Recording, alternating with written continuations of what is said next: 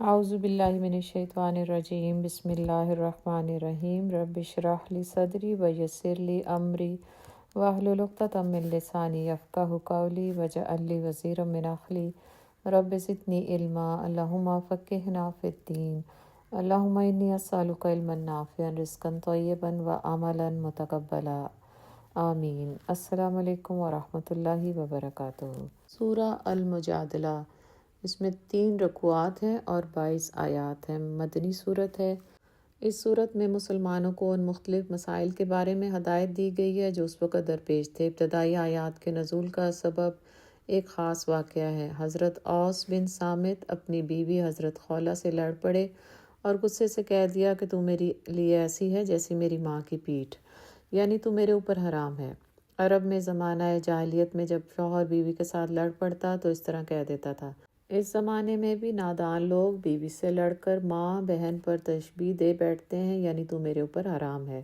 اس فعل کو زہار کہتے ہیں۔ جاہلیت کے زمانے میں عرب میں اس کو طلاق کا اعلان سمجھا جاتا تھا، بلکہ اس سے بھی شدید سمجھا جاتا تھا۔ اس کے بعد صلح نہیں ہو سکتی تھی۔ حضرت خولہ کے شوہر سے غصے میں اس حرکت کا صدور ہو گیا۔ اس پر حضرت خولہ رسول اللہ صلی اللہ علیہ وسلم کی خدمت میں حاضر ہوئیں اور سارا قصہ بیان کیا اور عرض کیا کہ یا رسول اللہ، کیا مجھے اور میرے بچوں کو تباہی سے بچانے کے لیے کوئی صورت ہو سکتی ہے؟ نبی صلی اللہ علیہ وسلم نے جواب دیا کہ ابھی تک مجھے اس مسئلے کا کوئی حکم نہیں دیا گیا اور تم اس پر حرام ہو چکی ہو۔ اس جواب کو سن کر وہ سخت پریشان ہوئی اور نالہ فریاد کرنے لگیں۔ بار بار انہوں نے حضور سے عرض کیا کہ انہوں نے طلاق کے الفاظ تو نہیں کہے۔ یا رسول اللہ، کوئی ایسی صورت بتائیں جس سے میری اور میرے بچوں کی اور میرے بوڑھے شوہر کی زندگی تباہی سے بچ جائے۔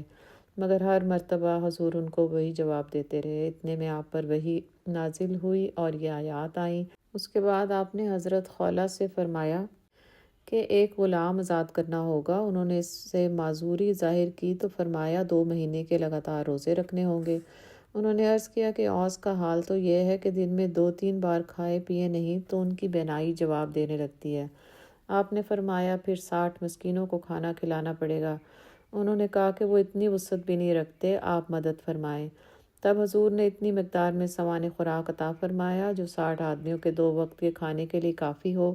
ان 6 آیات میں زہار کے شرعی احکام کو بیان کیا گیا اور مسلمانوں کو سختی کے ساتھ تنبیہ کی گئی ہے کہ جاہلیت کے طور طریقوں پر قائم رہنا اور اللہ کی مقرر کی ہوئی حدوں کو توڑنا ایمان کے منافی حرکت ہے، جس کے باعث تم دنیا میں بھی رسوا ہوگے اور آخرت میں بھی سخت عذاب سے دوچار ہوگے۔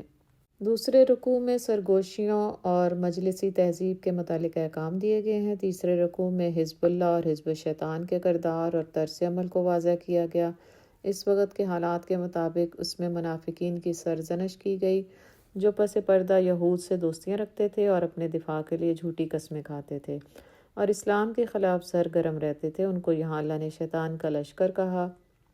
ان کے مقابلے میں مومنین اور صادقین کے طرز عمل کو بیان کر کے انہیں اللہ کا لشکر قرار دیا اور فرمایا کہ یاد رکھو ہمیشہ اللہ کا لشکر ہی غالب آ کر رہتا ہے۔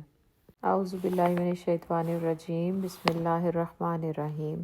قد سمع اللہ قول التی تجادلک فی زوجہا وتشتکی الی اللہ واللہ یسمع تحاورکما ان اللہ سمیع بصیر۔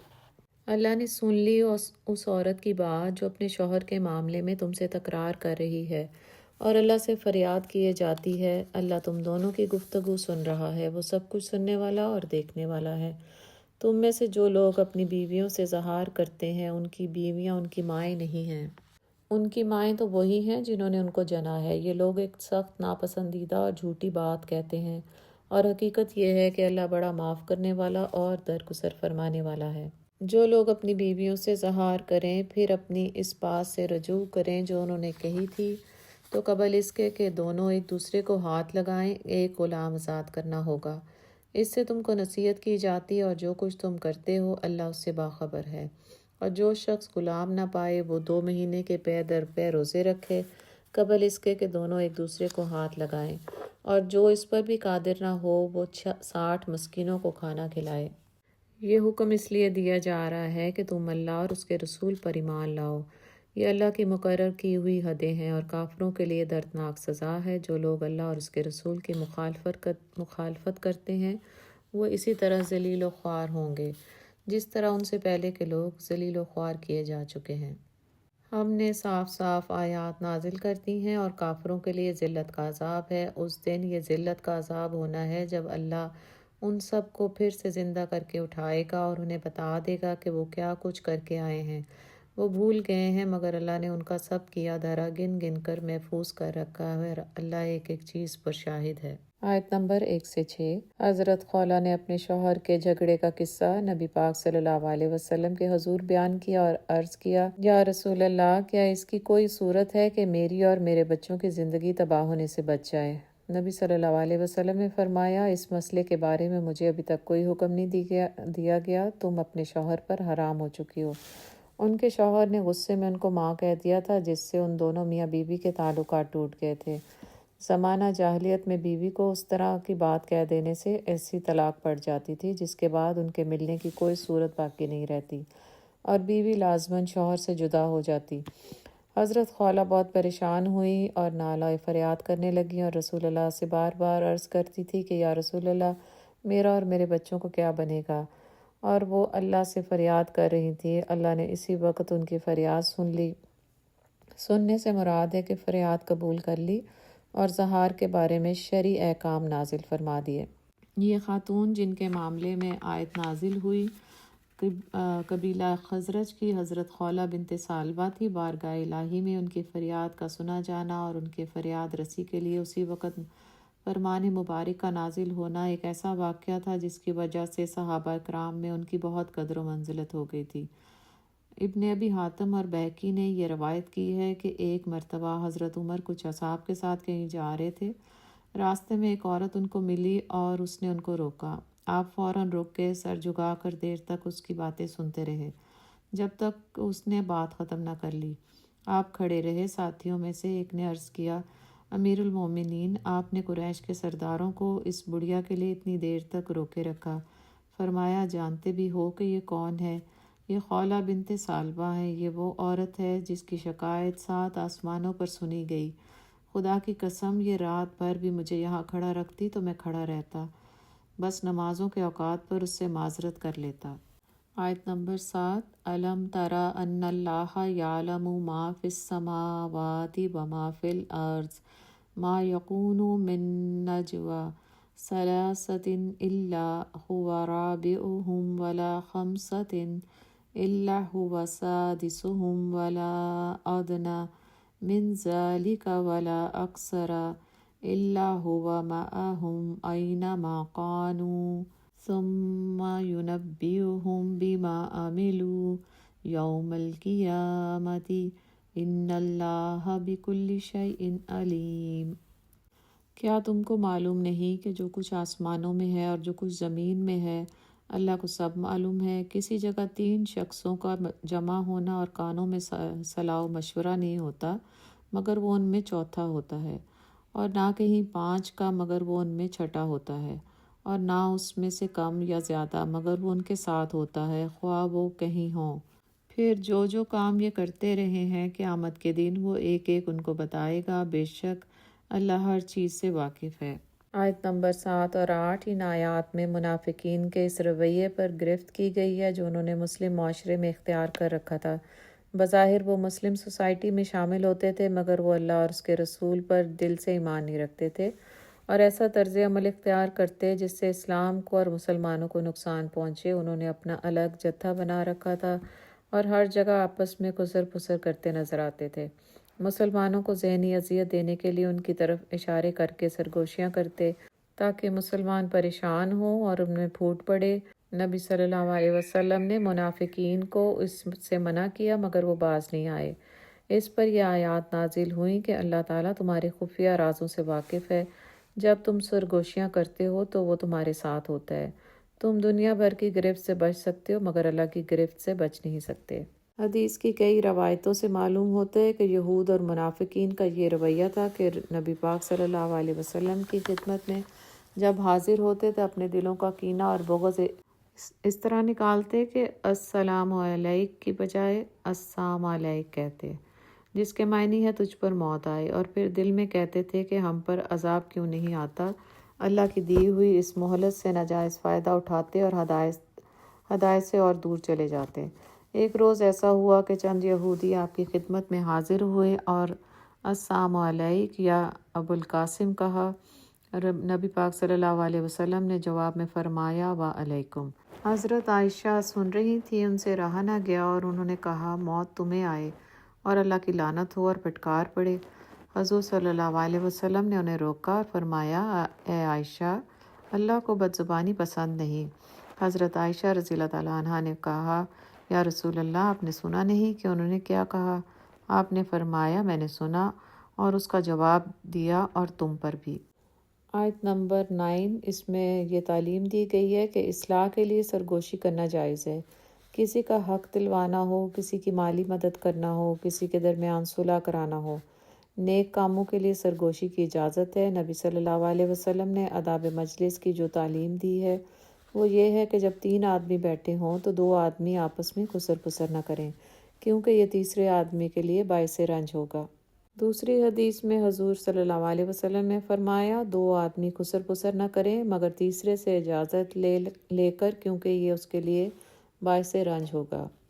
اے لوگو جو ایمان لائے ہو، جب تم سے کہا جائے کہ اپنی مجلسوں میں کشادگی پیدا کرو تو جگہ کشادہ کر دیا کرو، اللہ تمہیں کشادگی بخشے گا۔ اور جب تم سے کہا جائے کہ اٹھ جاؤ تو اٹھ جایا کرو۔ تم میں سے جو لوگ ایمان رکھنے والے ہیں، جن کو علم بخشا گیا ہے، اللہ ان کو بلند درجے عطا فرمائے گا، اور جو کچھ تم کرتے ہو اللہ کو اس کی خبر ہے۔ اے لوگو جو ایمان لائے ہو، جب تم رسول سے تخلیہ میں بات کرو تو بات کرنے سے پہلے کچھ صدقہ دے دیا کرو، یہ تمہارے لیے بہتر ہے اور پاکیزہ تر ہے۔ البتہ اگر تم صدقہ دینے کے لیے کچھ نہ پاؤ تو اللہ غفور و رحیم ہے۔ کیا تم ڈر گئے اس بات سے کہ تخلیہ میں گفتگو کرنے سے پہلے تمہیں صدقات دینے ہوں گے؟ اچھا، اگر تم ایسا نہ کرو اور اللہ نے تم کو اس سے معاف کر دیا تو نماز قائم کرتے رہو، زکوٰۃ دیتے رہو، اور اللہ اور اس کے رسول کی اطاعت کرتے رہو۔ تم جو کچھ کرتے ہو اللہ اس سے باخبر ہے۔ آیت نمبر 11 میں مسلمانوں کو مجلس میں بیٹھنے کے آداب سکھائے گئے ہیں۔ ایک بار ایسا ہوا کہ رسول اللہ صلی اللہ علیہ وسلم مسجد میں تشریف فرما تھے اور مسجد حاضرین سے بھری ہوئی تھی۔ اس کے بعد اور اصحاب حاضر ہو گئے جو جگہ نہ پانے کی وجہ سے کھڑے تھے۔ جب جگہ دینے کے لیے کہا گیا تو کسی نے جگہ دی اور کسی نے نہ دی، اور لوگوں میں ایک بات یہ تھی کہ حضور پاک کی صحبت سے فیض یاب ہونے کے لیے دیر تک بیٹھے رہتے تھے۔ اس سے آپ کی ضروری کاموں کا حرج ہوتا تھا اور آرام میں بھی خلل پڑتا تھا۔ ان حالات میں یہ آیات نازل ہوئیں۔ اللہ اور اس کے رسول نے مسلمانوں کو یہ تہذیب سکھائی کہ جو لوگ پہلے سے مجلس میں بیٹھے ہوں وہ سمٹ کر بیٹھیں اور بعد میں آنے والوں کو کھلے دل سے جگہ دیں، اور بعد میں آنے والوں کو ہدایت دی کہ وہ پہلے سے بیٹھے ہوں کو اٹھا کر نہ بیٹھیں۔ حضور صلی اللہ علیہ وسلم نے فرمایا کوئی شخص کسی کو اٹھا کر اس کی جگہ نہ بیٹھے، بلکہ تم لوگ دوسروں کے لیے جگہ کشادہ کرو۔ حضور پاک نے فرمایا کسی شخص کے لیے یہ جائز نہیں ہے کہ 2 آدمیوں کے درمیان ان کی اجازت کے بغیر گھس جائے۔ آیت نمبر 12، اس آیت کا شان نزول یہ ہے کہ بعض مسلمان رسول اللہ سے علیحدگی میں خفیہ بات چیت کرنا چاہتے تھے اور آپ صلی اللہ علیہ وسلم وقت دے دیتے تھے، یہاں تک کہ بہت سے لوگ ایسے معاملات میں بھی آپ کو تکلیف دینے لگے جن میں الگ بات کرنے کی کوئی ضرورت نہیں ہوتی تھی۔ اس طرح آپ کا بہت حرج ہوتا تھا اور منافقین کو شرارتیں اور افواہیں پھیلانے کا موقع بھی مل جاتا۔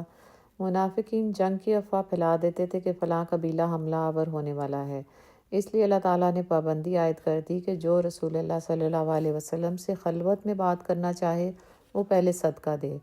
جب یہ حکم آیا تو سب سے پہلے حضرت علی نے اس پر عمل کیا، 1 دینار صدقہ کیا اور رسول اللہ سے خلوت میں مسئلہ پوچھ لیا۔ حضرت علی فرماتے ہیں کہ قرآن کی یہ ایک ایسی آیت ہے جس پر میرے سوا کسی نے عمل نہیں کیا۔ اس حکم کے آتے ہی میں نے صدقہ پیش کیا اور آپ صلی اللہ علیہ وسلم سے ایک مسئلہ پوچھ لیا۔ آیت نمبر 13، یہ حکم اوپر کے حکم سے تھوڑی مدت بعد ہی نازل ہو گیا اور صدقے کا وجوب منسوخ کر دیا گیا۔ یہ حکم کتنی مدت رہا؟ حدیث سے معلوم ہوتا ہے کہ 1 دن سے بھی کم مدت رہا، پھر منسوخ کر دیا گیا۔ نمبر 14، الم تر الی الذین تولوا قوما غضب اللہ علیہم ما هم منکم ولا منہم ویحلفون علی الکذب وهم یعلمون۔ بھلا تم نے ان لوگوں کو نہیں دیکھا جو ایسوں سے دوستی کرتے ہیں جن پر خدا کا غضب ہوا؟ وہ نہ تم میں ہیں نہ ان میں، اور جان بوجھ کر جھوٹی باتوں پر قسمیں کھاتے ہیں۔ آیت نمبر 14 سے 17 میں فرمایا کہ دوست بنانے والوں سے مراد مدینہ کے منافقین ہیں جو یہود سے دوستی کرتے تھے۔ اللہ تعالیٰ نے کفار سے دوستی کرنے سے منع کیا اور اس پر سخت عذاب کی دھمکی دی ہے۔ منافقین جھوٹی قسمیں کھا کھا کر یقین دلاتے رہتے تھے کہ ہم اللہ پر اور اس کے رسول پر ایمان لائے ہیں اور اسلام کے وفادار ہیں، اور وہ جانتے تھے کہ وہ جھوٹ بول رہے ہیں۔ ایک طرف وہ قسمیں کھا کھا کر مسلمانوں کو اپنی وفاداری کا یقین دلاتے رہتے تھے، اور دوسری طرف وہ لوگوں کو اسلام اور مسلمانوں کے خلاف شبہات پیدا کرتے تھے تاکہ لوگ اسلام قبول نہ کریں اور اسلام سے دور رہیں۔ آیت نمبر 18 میں فرمایا جب اللہ تعالیٰ ان کو دوبارہ زندہ کر کے اپنے سامنے حاضر کرے گا تو اللہ جل شانہ کے سامنے بھی قسمیں کھائیں گے کہ ہم شرک نہیں کرتے تھے۔ جھوٹ اور فریب ان کی عادت بن چکی ہے، یہ عادت مرنے کے بعد بھی نہیں چھوٹے گی۔ شیطان ان پر مسلط ہو چکا ہے اور اس نے خدا کی یاد ان کے دل سے بلا دی ہے۔ وہ شیطان کی پارٹی کے لوگ ہیں، خبردار رہو، شیطان کی پارٹی والے ہی خسارے میں رہنے والے ہیں۔ یقیناً ذلیل ترین مخلوقات میں سے ہیں وہ لوگ جو اللہ اور اس کے رسول کا مقابلہ کرتے ہیں۔ اللہ نے لکھ دیا کہ میں اور میرے رسول غالب ہو کر رہیں گے۔ فی الواقع اللہ زبردست اور زوراور ہے۔ تم کبھی یہ نہ پاؤ گے کہ جو لوگ اللہ اور آخرت پر ایمان رکھنے والے ہیں وہ ان لوگوں سے محبت کرتے ہوں جنہوں نے اللہ اور اس کے رسول کی مخالفت کی ہے، خواہ وہ ان کے باپ ہوں یا ان کے بیٹے یا ان کے بھائی یا ان کے اہل خاندان۔ یہ وہ لوگ ہیں جن کے دلوں میں اللہ نے ایمان ثبت کر دیا اور اپنی طرف سے ایک روح عطا کر کے ان کو قوت بخشی۔ وہ ان کو ایسی جنتوں میں داخل کرے گا جن کے نیچے نہریں بہتی ہوں گی، ان میں وہ ہمیشہ رہیں گے۔ اللہ ان سے راضی ہوا اور وہ اللہ سے راضی ہوئے۔ وہ اللہ کی پارٹی کے لوگ ہیں، خبردار رہو، اللہ کی پارٹی والے ہی فلاح پانے والے ہیں۔ آیت نمبر 21، اس سے مراد سیاسی غلبہ ہی نہیں، اخلاقی غلبہ بھی ہے۔ سیاسی غلبہ نہ بھی حاصل ہو، اخلاقی برتری ثابت ہو کر رہے گی اور ہوتی رہے گی۔ انسانیت کی بھلائی رسول کی پیش کی ہوئی تعلیمات میں ہے۔ جو لوگ رسول کی تعلیم سے منہ موڑتے ہیں وہ ذلیل و خوار ہوتے ہیں، ان کی دنیا بھی خراب ہو جاتی ہے۔ جو رسول کی تعلیم پر عمل کرتے ہیں ان کی زندگی پرسکون اور پرامن ہوتی ہے۔ اللہ نے مسلمانوں کی کفار سے دوستی کو سخت ناپسند فرمایا۔ ایسا ناممکن ہے کہ اللہ اور اس کے رسول پر ایمان لانے والے دین حق سے محبت کرنے والے دین کے دشمنوں سے محبت کریں۔ کفار سے دلی دوستی کرنا ناجائز ہے۔ ایک دل میں دو محبتیں جمع نہیں ہو سکتی کہ دین حق سے بھی محبت ہو اور دین کے دشمنوں سے بھی دلی دوستی ہو۔ ایسا شخص دین کے لیے مخلص نہیں، وہ یقیناً منافق ہے۔ یہ بہت بڑا تمغہ ہے جو اللہ تعالیٰ نے صحابہ اکرام کو دیا کہ اللہ ان سے راضی ہوا اور وہ اللہ سے راضی ہو گئے۔ اللہ ہمیں بھی اپنی پارٹی کے لوگوں میں شامل کر ہمیں حزب اللہ میں شامل ہونے کی توفیق عطا فرما۔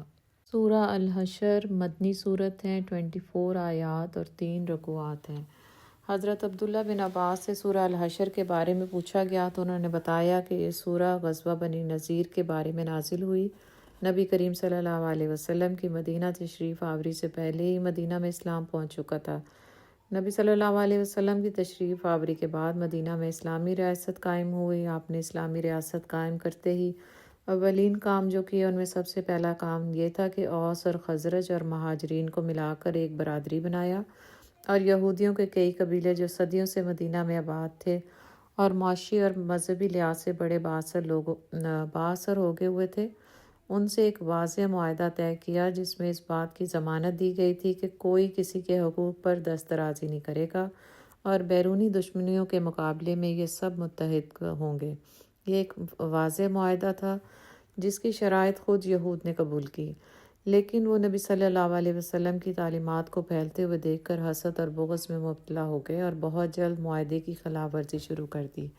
انہوں نے حضور کی کھلم کھلا مخالفت شروع کی، آپ کے خلاف طرح طرح کی جھوٹی باتیں پھیلاتے تھے تاکہ لوگ آپ سے بدگمان ہو جائیں۔ اسلام قبول کرنے والوں کے دلوں میں شکوک و شبہات ڈالتے تھے تاکہ وہ اس دین سے برگشتہ ہو جائیں۔ خود جھوٹ موٹ کا اسلام قبول کر لیتے تھے پھر مرتد ہو جاتے تاکہ اسلام اور رسول اللہ کے خلاف لوگوں میں زیادہ سے زیادہ غلط فہمیاں پھیلائی جا سکیں۔ فتنہ برپا کرنے کے لیے منافقین سے مل کر سازشیں کرتے تھے، مسلمانوں کو مالی لحاظ سے تنگ کرتے جو شخص اسلام قبول کرتا اگر اس سے قرض لینا ہوتا تو اس سے تقاضا شروع کر دیتے، اگر اس کا قرض دینا ہوتا تو دینے سے انکار کرتے تھے کہ تم نے اپنا مذہب بدل دیا اس لیے اب ہم تمہیں نہیں دیں گے۔ اسلام، اللہ کے رسول اور مسلمانوں کو نقصان پہنچانے کے لیے ہر وقت سرگرم رہتے تھے۔ حضور اور مسلمانوں کی کھلی کھلی مخالفت تو انہوں نے جنگ بدر سے پہلے ہی شروع کر دی تھی، مگر جنگ بدر میں آپ اور مسلمانوں کی کامیابی سے وہ تلملا اٹھے اور مخالفت میں اور بھی تیز ہو گئے۔ اس جنگ میں وہ امید لگائے بیٹھے تھے کہ مسلمانوں کو شکست ہوگی اور ان کا خاتمہ ہو جائے گا، اس لیے انہوں نے مدینہ میں فتح کی خبر پہنچنے سے پہلے ہی افواہیں پھیلانی شروع کر دی تھی کہ مسلمانوں کو شکست ہو چکی ہے اور محمد صلی اللہ علیہ وسلم شہید ہو گئے اور اب ابو جہل کی قیادت میں لشکر مدینہ کی طرف چل پڑا ہے۔ لیکن جب نتیجہ ان کی امیدوں کے برعکس نکلا تو حسد اور غصے سے ان کا برا حال ہو گیا۔ بنی نذیر کا سردار کعب بن اشرف مکہ پہنچا اور نہایت اشتعال انگیز مرثیے کہہ کر ان کو انتقام کے لیے اکسایا، اور پھر مدینہ آ کر اپنے دل کی جلن نکالنے کے لیے اس طرح کی غزلیں کہنی شروع کیں جن میں مسلمان گھرانوں کی عورتوں سے اظہار عشق ہوتا۔ آخرکار رسول اللہ صلی اللہ علیہ وسلم نے محمد بن مسلمہ انصاری کو بھیج کر اسے قتل کروایا۔ بنی نذیر کے سردار کے قتل کے بعد یہود اتنے خوف زدہ ہو گئے کہ کچھ مدت تک انہیں مزید کوئی شرارت کرنے کی ہمت ہی نہ ہوئی، مگر شوال 3 ہجری میں جنگ بدر کا بدلہ لینے کے لیے کفار مکہ بڑی تیاری کر کے مدینہ پر چڑھ آئے تو یہود آپ کے ساتھ مدینہ کی مدافعت میں شریک نہ ہوئے، حالانکہ وہ معاہدے کے مطابق اس کے پابند تھے۔ یہ معاہدے کی پہلی اور سری خلاف ورزی تھی۔ پھر جب احد میں مسلمانوں کو بہت نقصان پہنچا تو شرارتوں میں بھی تیز ہو گئے، یہاں تک کہ بنی نذیر نے رسول اللہ صلی اللہ علیہ وسلم کو قتل کرنے کی ایک باقاعدہ سازش کی، مگر قبل اس کے کہ وہ اپنی سازش پر عمل کر پاتے اللہ تعالیٰ نے آپ کو بروقت خبردار کر دیا۔ اب یہود کے ساتھ کسی قسم کی رعایت کرنے کا کوئی سوال نہیں تھا۔ حضور نے ان کو بلا تاخیر الٹیمیٹم بھیج دیا، تم نے جو غداری کرنا چاہی تھی وہ میرے علم میں آ گئی ہے، لہٰذا 10 دن کے اندر اندر مدینے سے نکل جاؤ، اس کے بعد اگر تم یہاں ٹھہرے رہے تو جو شخص تمہاری بستی میں پایا جائے گا اس کی گردن ماری جائے گی۔ عبداللہ بن ابی نے ان کو پیغام بھیجا کہ میں 2000 آدمیوں سے تمہاری مدد کروں گا، تم ڈٹ جاؤ، ہرگز اپنی جگہ سے نہ ہلنا۔ اس جھوٹے بھروسے پر انہوں نے حضور کے الٹیمیٹم کا یہ جواب دیا کہ ہم یہاں سے نہیں نکلیں گے، آپ سے جو ہو سکتا ہے وہ کر لیجئے۔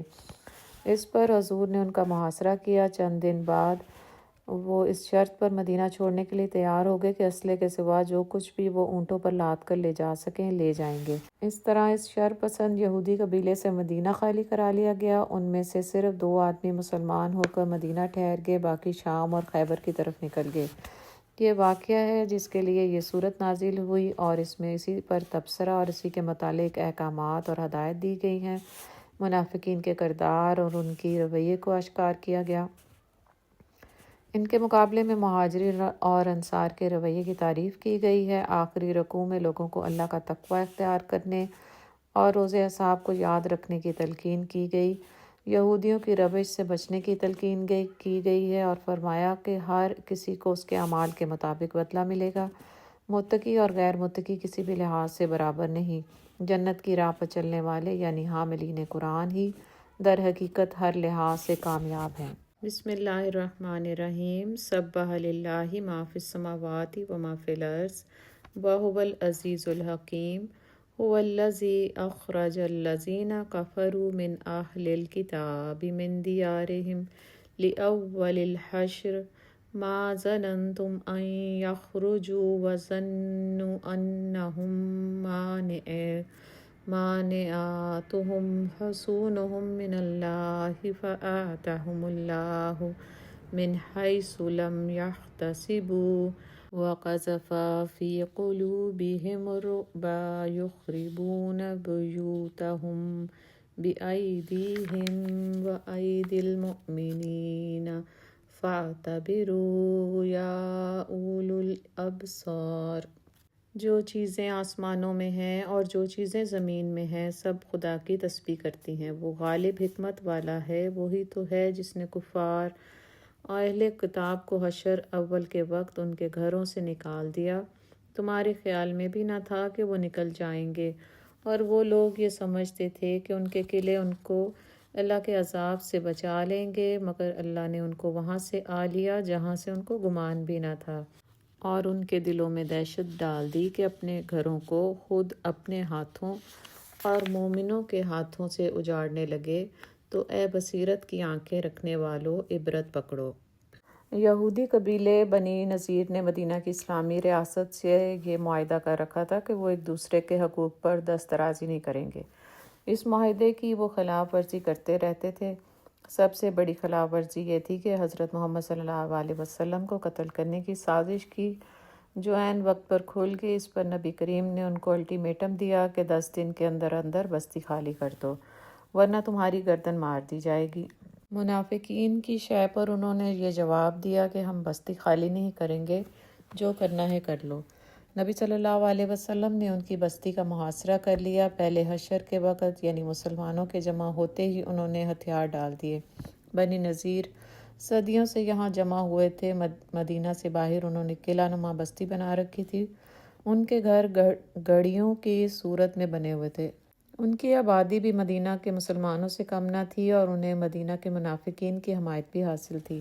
اس لیے مسلمانوں کو یہ گمان نہ تھا کہ وہ لڑے بغیر ہتھیار ڈال دیں گے، اور خود بنی نذیر کو بھی اپنی مضبوط قلعہ بند بستی پر بڑا گھمنڈ تھا، اور یہ بات ان کے وہم و گمان میں بھی نہ تھی کہ کوئی طاقت ان کو اس طرح باہر نکالے گی۔ اللہ تعالیٰ نے مسلمانوں کا رعب ان کے دلوں میں ڈال دیا، اور اندر سے ان کی ہمت جواب دے گئی۔ وہ مقابلہ کرنے کی جرت نہ کر سکے، ان کے ہتھیار کسی کام نہ آئے، ان کے گھر برباد ہو گئے۔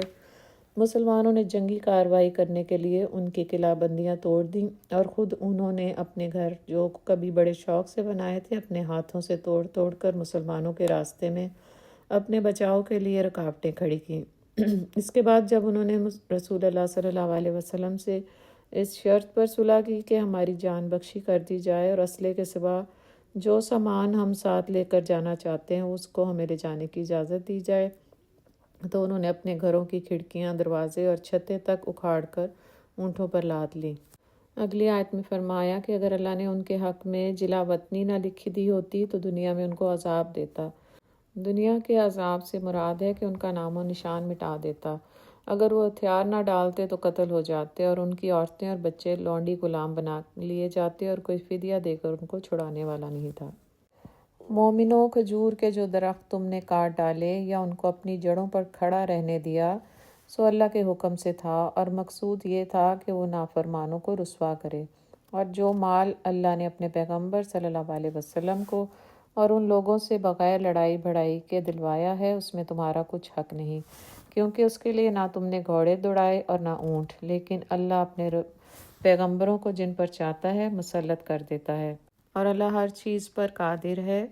جو مال اللہ نے اپنے پیغمبر کو دیہات والوں سے دلوایا ہے، وہ اللہ کے اور پیغمبر کے، قرابت والوں کے اور یتیموں کے اور حاجت مندوں کے اور مسافروں کے لیے ہے، تاکہ جو لوگ تم میں دولت مند ہیں انہی کے ہاتھوں میں نہ پھرتا رہے۔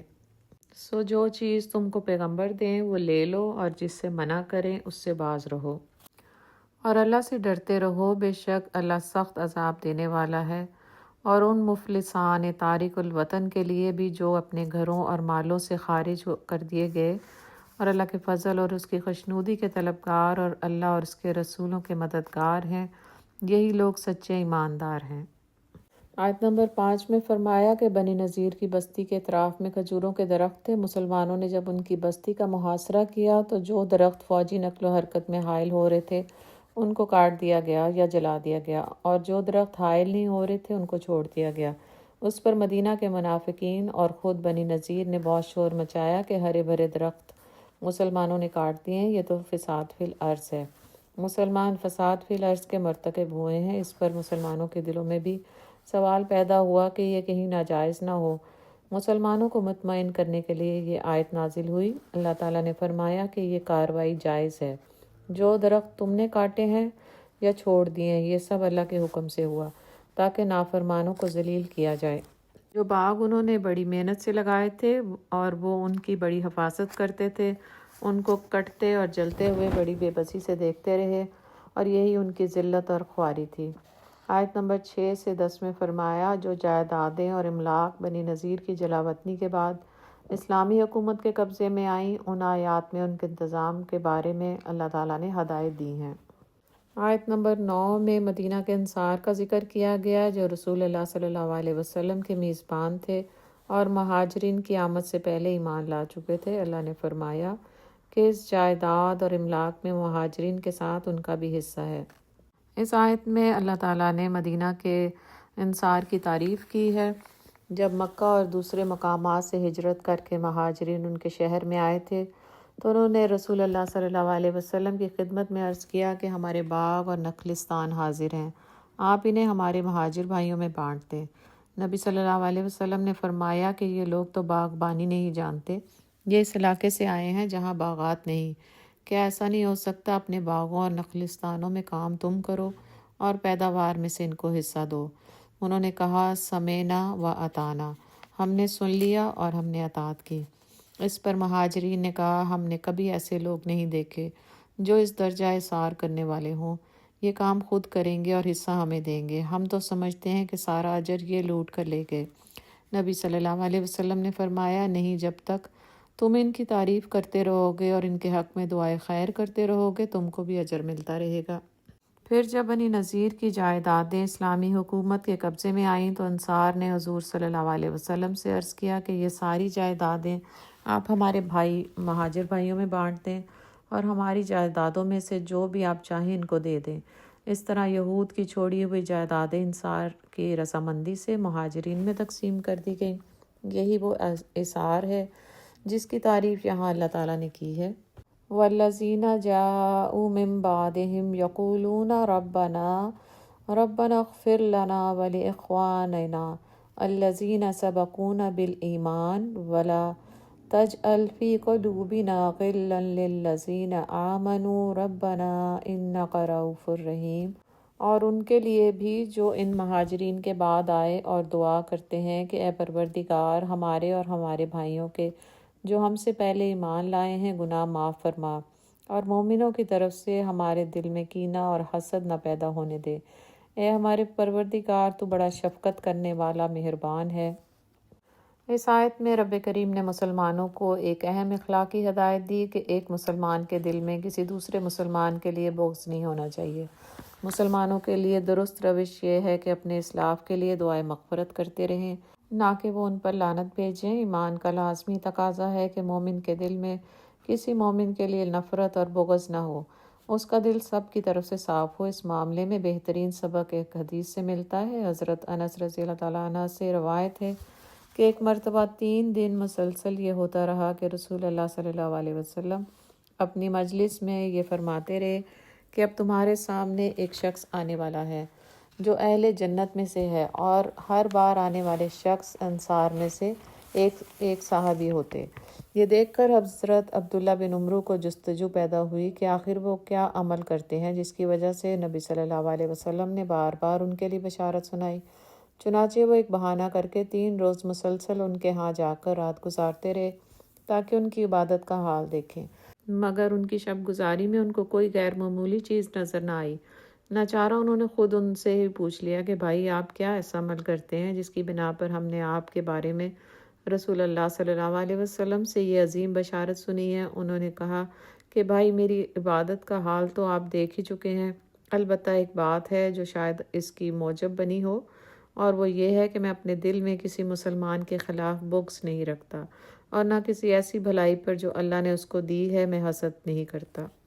آیت نمبر 11 کیا تم نے ان منافقوں کو نہیں دیکھا جو اپنے کافر بھائیوں سے جو اہل کتاب ہیں کہا کرتے ہیں کہ اگر تم جلا وطن کیے گئے تو ہم بھی تمہارے ساتھ نکلیں گے اور تمہارے بارے میں بھی کبھی کسی کا کہا نہ مانیں گے، اور اگر تم سے جنگ ہوئی تو تمہاری مدد کریں گے، مگر اللہ ظاہر کیا دیتا ہے کہ یہ جھوٹے ہیں۔ آیت نمبر 11 سے 17 یہ دوسرا رکوع پہلے رکوع سے پہلے اس وقت نازل ہوا تھا جب نبی کریم صلی اللہ علیہ وسلم نے بنی نذیر کو مدینہ سے 10 دن کے الٹیمیٹم دیا تھا کہ یہاں سے نکل جائیں، تو عبداللہ بن ابی اور مدینہ کے دوسرے منافقوں نے ان کو کہلا بھیجا کہ ہم 2000 آدمیوں کے ساتھ تمہاری مدد کریں گے اور دوسرے یہودی قبیلے بھی تمہاری مدد کو آئیں گے، تم ڈٹ جاؤ، اپنی جگہ ہرگز نہ چھوڑنا، یہ تمہارے ساتھ لڑیں گے تو ہم بھی تمہارے ساتھ ہوں گے، تم یہاں سے نکالے گئے تو ہم بھی تمہارے ساتھ نکل جائیں گے، اس پر اللہ تعالیٰ نے یہ آیات نازل فرمائیں، اگر وہ نکالے گئے تو یہ ان کے ساتھ نہیں نکلیں گے، اور اگر ان سے جنگ ہوئی تو ان کی مدد نہیں کریں گے، اور اگر مدد کریں گے تو پیٹھ پھیر کر بھاگ جائیں گے، پھر ان کو کہیں سے بھی مدد نہیں ملے گی۔ مسلمانوں، تمہاری ہیبت ان لوگوں کے دلوں میں خدا سے بھی بڑھ کر ہے، یہ اس لیے کہ یہ سمجھ نہیں سکتے، یہ سب جمع ہو کر بھی تم سے نہیں لڑ سکیں گے مگر بستیوں کے قلعوں میں پناہ لے کر یا دیواروں کی اوٹ میں مستور ہو کر۔ ان کا آپس میں بڑا روب ہے۔ تم شاید یہ خیال کرتے ہو کہ یہ اکٹھے ہیں مگر ان کے دل پھٹے ہوئے ہیں، یہ اس لیے کہ یہ بے عقل لوگ ہیں۔ ان کا حال ان لوگوں کا سا ہے جو ان سے کچھ ہی بیشتر اپنے کاموں کی سزا کا مزہ چکھ چکے ہیں، اور ابھی ان کے لیے دکھ دینے والا عذاب تیار ہے۔ منافقوں کی مثال شیطان کی سی ہے کہ انسان سے کہتا رہا کہ کافر ہو جا، جب وہ کافر ہو گیا تو کہنے لگا کہ مجھے تجھ سے کچھ سروکار نہیں، مجھ کو تو خدائے رب العالمین سے ڈر لگتا ہے۔ تو دونوں کا انجام یہ ہوا کہ دونوں دوزخ میں داخل ہوئے، ہمیشہ اس میں رہیں گے، اور بے انصافوں کی یہی سزا ہے۔ یا ایھا الذین آمنوا اتقوا اللہ ولتنظر نفس ما قدمت لغد واتقوا اللہ ان اللہ خبیر بما تعملون۔ اے ایمان والو، خدا سے ڈرتے رہو، اور ہر شخص کو دیکھنا چاہیے کہ اس نے کل یعنی قیامت کے لیے کیا سامان بھیجا ہے، اور ہم پھر کہتے ہیں کہ خدا سے ڈرتے رہو، بے شک اللہ تمہارے سب اعمال سے خبردار ہے۔ گزشتہ رکوع میں منافقین پر گرفت کی گئی تھی، اس رکوع میں اہل ایمان کو کہا گیا ہے کہ اپنی اصلاح کی فکر کرو، ذمہ دارانہ زندگی اختیار کرو، اپنے اندر تقویٰ یعنی اللہ کے سامنے جواب دہی کا احساس پیدا کرو، ہر شخص کل یعنی قیامت اور آخرت کی فکر کرے۔ یہ ساری دنیا جس کو بنانے اور سجانے کے لیے تم دن رات مصروف ہو، آج ہے، اور قیامت اور آخرت کل ہے۔ اس کا آنا اسی طرح لازمی ہے جس طرح آج کے بعد کل کا آنا۔ جس طرح اس شخص کی روش سخت ناقابل اعتراض ہوتی ہے جو اپنی ساری آمدنی آج ہی خرچ کر ڈالے اور کل کے لیے بچا کر نہ رکھے، اسی طرح اس شخص کی روش بھی سخت تباہ کن ہے جو دنیا میں اخروی نتائج کو سامنے نہ رکھے، من مانی کرتا رہے، آخرت کی کوئی فکر نہ کرے، اور اسی طرح وہ اپنی دنیا کی زندگی ناکام کر کے چلا جائے۔ آیت نمبر 19 میں فرمایا جو اللہ کو بھلا دیتا ہے، یعنی وہ یہ معلوم نہیں کرتا کہ میرا مالک کون ہے، کس نے مجھے پیدا کیا، کس کا رزق میں کھا رہا ہوں، میرے رب کے میرے اوپر کیا حقوق ہیں، وہ اپنے آپ کو بھلا بیٹھا ہے، اپنی حیثیت ٹھیک متعین نہیں کر سکتا، وہ ہر کام غلط کرتا ہے، نیکی اور بدی کی اسے کوئی تمیز نہیں رہتی۔ اہل دوزخ اور اہل بہشت برابر نہیں، اہل جنت تو کامیابی حاصل کرنے والے ہیں۔ اگر ہم یہ قرآن کسی پہاڑ پر نازل کرتے تو تم دیکھتے کہ اللہ کے خوف سے دبا اور پھٹا جاتا ہے، اور یہ باتیں ہم لوگوں کے لیے بیان کرتے ہیں تاکہ وہ غور کریں۔ یہ ایک تمثیل ہے کہ اگر پہاڑ جیسی عظیم مخلوق کو بھی قرآن کا یہ فہم دیا جاتا جو انسان کو دیا گیا ہے تو اپنے اعمال کے بارے میں اللہ کے سامنے جواب دہ ہے، تو وہ بھی اللہ کے خوف سے پھٹ جاتا۔ لیکن انسان کی بے حسی پر تعجب ہے کہ وہ اپنی خواہش پرستی میں مبتلا ہے اور اسے کوئی فکر نہیں کہ وہ اپنے رب کے سامنے پیش ہونے والا ہے۔ هو اللہ الذی لا الہ الا هو عالم الغیب والشہادۃ هو الرحمن الرحیم۔ هو اللہ الذی لا الہ الا هو المالک القدوس السلام المؤمن المہیمن العزیز الجبار المتکبر سبحان اللہ عما یشرکون۔ هو اللہ الخالق الباری المصور لہ الاسماء الحسنی یسبح لہ ما فی السماوات والارض وہو العزیز الحکیم۔ وہ اللہ ہی ہے جس کے سوا کوئی معبود نہیں، وہ بادشاہ ہے نہایت مقدس، سراسر سلامتی، امن دینے والا، نگہبان، سب پر غالب، اپنا حکم بزور نافذ کرنے والا اور بڑا ہی ہو کر رہنے والا۔ پاک ہے اللہ اس شرک سے جو لوگ کر رہے ہیں۔ وہ اللہ ہی ہے جو تخلیق کا منصوبہ بنانے والا ہے اور اس کو نافذ کرنے والا ہے اور اس کے مطابق صورت گری کرنے والا ہے۔ اس کے لیے بہترین نام ہے، ہر چیز جو آسمانوں اور زمین میں ہے اس کی تسبیح کر رہی ہے، اور وہ زبردست اور حکیم ہے۔ اللہ کا اصل نام اللہ ہے، اللہ کی پہلی صفت کہ وہ الہ ہے اور اس کا حق ہے کہ اس کو الہ مانا جائے۔ المالک یعنی وہ پوری کائنات پر اس کی سلطانی اور فرماروائی ہے، ہر چیز کا وہ مالک ہے۔ قدوس وہ ایک پاکیزہ ترین ہستی ہے جس کے بارے میں کسی برائی کا تصور تک نہیں کیا جا سکتا۔ السلام وہ سراسر سلامتی ہے، اس کی ذات اس سے بالا تر ہے کہ کوئی آفت یا کمزوری یا خامی اس کو لاحق ہو یا کبھی اس کے کمال پر زوال آئے۔ المومن وہ اپنی مخلوق کو امن دینے والا ہے۔ المحیمین تمام مخلوقات کی نگہبانی اور حفاظت کر رہا ہے، سب کے اعمال کو دیکھ رہا ہے اور کائنات کی ہر مخلوق کی خبر گیری اور پرورش اور ضروریات کی فراہمی کا اس نے ذمہ اٹھا رکھا ہے۔ العزیز ایسی زبردست ہستی جس کے مقابلے میں کوئی سر نہیں اٹھا سکتا۔ الجبار وہ اپنی کائنات کا نظم بزور درست رکھنے والا ہے اور اپنے ارادے کو جو سراسر حکمت پر مبنی ہے جبراً نافذ کرنے والا ہے۔ المتکبر ایک خوبی ہے جو اس کے سوا کسی میں نہیں، وہ ہر طرح کے شرک سے پاک ہے، زمین اور آسمان میں جو کچھ ہے اس کی تسبیح کر رہی ہے، سبحان اللہ والحمد للہ ولا الہ الا اللہ واللہ اکبر۔ سورہ الممتحنہ مدنی سورت، 2 رکوع 13 آیات۔ اس کا تلفظ ممتحنہ بھی کیا جاتا ہے اور ممتحنہ بھی کہتے ہیں۔ پہلے تلفظ کے لحاظ سے اس کا معنی ہے وہ عورت جس کا امتحان لیا جائے، اور دوسرے تلفظ کے لحاظ سے معنی ہے امتحان لینے والی صورت۔ صورت کی روایات کو پہلے سمجھ لیں گے تو انشاءاللہ آیات کو سمجھنے میں آسانی ہوگی۔ یہ صورت صلح حدیبیہ کے بعد اور فتح مکہ سے پہلے نازل ہوئی۔ اس صورت کے 3 حصے ہیں۔ اس کے پہلے حصے میں حضرت حاطب کے اس فعل پر گرفت کی گئی جو انہوں نے اپنے بال بچوں کو بچانے کے لیے رسول اللہ صلی اللہ علیہ وسلم کا ایک اہم جنگی راز کفار مکہ کو خط لکھ کر فاش کرنے کی کوشش کی تھی، جس کو اگر بروقت ناکام نہ کیا جاتا تو فتح مکہ کے موقع پر بڑا خون خرابہ ہوتا۔ اس غلطی پر تنبیہ فرماتے ہوئے اللہ تعالیٰ نے تمام اہل ایمان کو یہ تعلیم دی ہے کہ جو کافر اسلام کے ساتھ برسر پیکار ہیں ان کے ساتھ کسی معاملے میں کوئی دوستی نہ رکھیں کہ کفر اور اسلام کی کشمکش میں کفار کو کوئی فائدہ پہنچ جائے۔ البتہ جو کفار عملاً مسلمانوں اور اسلام کو کسی قسم کا نقصان نہ پہنچاتے ہوں ان کے ساتھ اچھا سلوک کرنے میں کوئی ممانعت نہیں۔ آیت نمبر 1 سے 9 تک اور آخری آیت 113 تک اسی واقعے سے تعلق رکھتی ہیں۔ دوسرا حصہ آیت نمبر 10 اور 11 پر مشتمل ہے۔ اس وقت مکہ میں کئی ایسی خواتین تھیں جو خود تو ایمان لا چکی تھیں اور ان کے شوہر کافر تھے۔ وہ ہجرت کر کے مدینہ آ رہی تھیں اور مدینہ میں ایسے مرد تھے جو مسلمان ہو چکے تھے اور ان کی بیویاں کافر تھیں جو مکہ میں تھیں۔ ان آیات میں یہ مسئلہ حل فرما دیا گیا کہ مسلمان عورت کا کافر شوہر حلال نہیں اور مسلمان مرد کے لیے یہ جائز نہیں ہے کہ وہ مشرک عورت کو اپنے نکاح میں رکھے۔ تیسرا حصہ آیت نمبر 12 میں ہے۔ اس میں حضور صلی اللہ علیہ وسلم کو یہ ہدایت فرمائی گئی ہے کہ جو عورتیں اسلام قبول کریں ان سے آپ ان بڑی بڑی برائیوں سے بچنے کا عہد لیں جو جاہلیت عرب میں پھیلی ہوئی تھی، اور اس بات کا اقرار کرائیں کہ بھلائی کے وہ تمام طریقے اختیار کریں گی جن کا حکم اللہ کے رسول کی طرف سے ان کو دیا جائے گا۔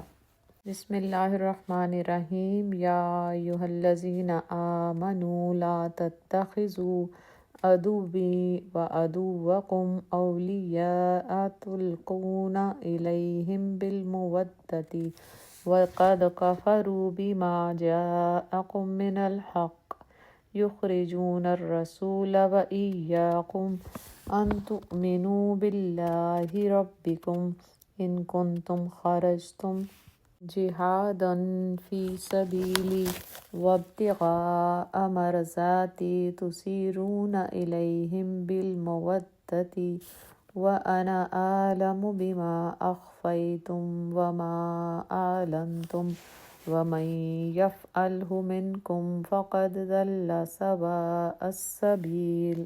اے لوگو جو ایمان لائے ہو، اگر تم میری راہ میں جہاد کرنے کے لیے اور میری رضا جوئی کی خاطر وطن چھوڑ کر گھروں سے نکلے ہو تو میرے اور اپنے دشمنوں کو دوست نہ بناؤ۔ تم ان کے ساتھ دوستی کی طرح ڈالتے ہو، حالانکہ جو حق تمہارے پاس آیا ہے اس کو ماننے سے وہ انکار کر چکے ہیں، اور ان کی روش یہ ہے کہ رسول کو اور خود تم کو صرف ان قصور پر جلا وطن کرتے ہیں کہ تم اپنے رب اللہ پر ایمان لائے ہو۔ تم چھپا کر ان کو دوستانہ پیغام بھیجتے ہو، حالانکہ جو کچھ تم چھپا کر کرتے ہو اور جو اعلانیہ کرتے ہو، ہر چیز کو میں خوب جانتا ہوں۔ جو شخص بھی تم میں ایسا کرے وہ یقیناً راہ راست سے بھٹک گیا۔ ان کا رویہ تو یہ ہے کہ اگر تم پر قابو پا جائیں تو تمہارے ساتھ دشمنی کریں اور ہاتھ اور زبان سے تمہیں آزار دیں۔ وہ تو یہ چاہتے ہیں کہ تم کسی طرح کافر ہو جاؤ۔ قیامت کے دن نہ تمہاری رشتہ داریاں کسی کام آئیں گی، نہ تمہاری اولاد۔ اس روز اللہ تمہارے درمیان جدائی ڈال دے گا اور وہی تمہارے اعمال کا دیکھنے والا ہے۔ تم لوگوں کے لیے ابراہیم اور اس کے ساتھیوں میں ایک اچھا نمونہ ہے کہ انہوں نے اپنی قوم سے صاف کہہ دیا، ہم تم سے اور تمہارے ان معبودوں سے جن کو تم خدا کو چھوڑ کر پوجتے ہو قطعی بیزار ہیں۔ ہم نے تم سے کفر کیا اور ہمارے اور تمہارے درمیان ہمیشہ کے لیے عداوت ہو گئی اور بیر پڑ گیا جب تک تم اللہ واحد پر ایمان نہ لاؤ۔ مگر ابراہیم کا اپنے باپ سے یہ کہنا اس سے مستثنیٰ ہے کہ میں آپ کے لیے مغفرت کی درخواست ضرور کروں گا اور اللہ سے آپ کے لیے کچھ حاصل کر لینا میرے بس میں نہیں۔ اور ابراہیم اور اصحاب ابراہیم کی دعا یہ تھی، ربنا، اے ہمارے رب، علیک توکلنا و علیک انبنا و علیک المصیر، تیری ہی اوپر ہم نے بھروسہ کیا اور تیری ہی طرف ہم نے رجوع کر لیا۔ ربنا لا تجعلنا فتنة للذین کفروا واغفر لنا ربنا انک انت العزیز الحکیم، اور تیرے ہی حضور ہمیں پلٹنا ہے۔ اے ہمارے رب، ہمیں کافروں کے لیے فتنہ نہ بنا دے، اور اے ہمارے پروردگار، ہمارے قصوروں سے درگزر فرما، بے شک تو ہی زبردست اور دانا ہے۔ آیت نمبر 1 سے 9۔ مفسرین کا اس بات پر اتفاق ہے کہ ان آیات کا نزول اس وقت ہوا تھا جب حضرت حاطب رضی اللہ نے مشرکین کے نام خط لکھا۔ جب قریش نے صلح حدیبیہ کا معاہدہ توڑ دیا تو رسول اللہ صلی اللہ علیہ وسلم نے مکہ معظمہ پر چڑھائی کی تیاریاں شروع کیں، مگر چند مخصوص صحابہ کے سوائے یہ کسی کو نہیں پتہ تھا کہ آپ کس مہم پر جانا چاہتے ہیں۔ اتفاق سے مکہ معظمہ سے اس زمانے میں ایک عورت آئی جو پہلے بنی عبد المطلب کی لونڈی تھی، پھر آزاد ہو کر گانے بجانے کی کام کرنے لگ پڑی۔ اس نے حضور سے اپنی تنگ دستی کی شکایت کی اور کچھ مالی مدد مانگی۔ نبی صلی اللہ علیہ وسلم نے بنی عبد المطلب سے اپیل کر کے اس کی حاجت پوری کر دی۔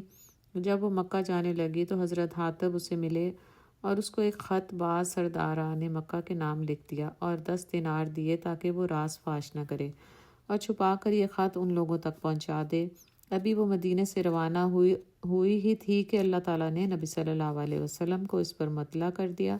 آپ نے فوراً حضرت علی اور حضرت زبیر کو اس کے پیچھے بھیجا اور حکم دیا کہ تیزی سے جاؤ، مدینے سے 12 میل بجانب مکہ تم کو ایک عورت ملے گی جس کے پاس مشرکین کے نام حاطب کا ایک خط ہے۔ جس طرح بھی ہو اس سے وہ خط حاصل کرو، اگر وہ دے دے تو اس کو چھوڑ دینا، نہ دے تو اسے قتل کر دینا۔ یہ حضرات جب اس مقام پر پہنچے تو وہ عورت وہاں موجود تھی۔ انہوں نے خط مانگا تو اس نے کہا میرے پاس کوئی خط نہیں۔ انہوں نے تلاشی لی مگر کوئی خط نہ ملا۔ آخر کار انہوں نے کہا کہ خط ہمارے حوالے کر دو ورنہ ہم برہنہ کر کے تیری تلاشی لیں گے۔ جب اس نے دیکھا کہ بچنے کی کوئی صورت نہیں تو اپنی چوٹی سے وہ خط نکال کر انہیں دے دیا اور یہ اسے حضور کی خدمت میں لے آئے۔ کھول کر پڑھا گیا تو اس میں قریش کے لوگوں کو یہ اطلاع دی گئی تھی کہ رسول اللہ صلی اللہ علیہ وسلم تم پر چڑھائی کی تیاریاں کر رہے ہیں۔ حضور صلی اللہ علیہ وسلم نے حضرت حاطب سے پوچھا یہ کیا حرکت ہے؟ انہوں نے عرض کیا آپ میرے معاملے میں جلدی نہ فرمائیں، میں نے جو کچھ کیا ہے اس بنا پر نہیں کہ میں کافر یا مرتد ہو گیا ہوں اور اسلام کے بعد اب کفر کو پسند کرنے لگا ہوں۔ اصل بات یہ ہے کہ میرے اقربا مکہ میں مقیم ہے، میں قریش کے قبیلے کا آدمی نہیں۔ بعض قریشیوں کی سرپرستی میں وہاں آباد ہوا، مہاجرین میں سے جن کے اہل عیال مکہ میں ہیں ان کا تو قبیلہ ان کو بچا لے گا مگر میرا کوئی قبیلہ وہاں نہیں۔ اس لیے میں نے یہ خط اس خیال سے بھیجا تھا کہ قریش والوں پر میرا ایک احسان رہے جس کا لحاظ کر کے وہ میرے بچوں کو نہ چھیڑیں۔ رسول اللہ نے حاطب کی یہ بات سن کر حاضرین کو فرمایا کہ حاطب نے تم سے سچی بات کہی ہے۔ حضرت عمر نے اٹھ کر عرض کیا یا رسول اللہ مجھے اجازت دیجیے میں اس منافق کی گردن مار دوں، اس نے اللہ اور اس کے رسول اور مسلمانوں سے خیانت کی ہے۔ حضور نے فرمایا اس شخص نے جنگ بدر میں حصہ لیا ہے، تمہیں کیا خبر اللہ تعالیٰ نے اہل بدر کو ملاحظہ فرما کر کہہ دیا ہو کہ تم خواہ کچھ بھی کرو میں تمہیں بخش دوں گا۔ یہ بات سن کر حضرت عمر رو دیے اور انہوں نے کہا کہ اللہ اور اس کے رسول ہی سب سے زیادہ جانتے ہیں۔ آیت نمبر 10۔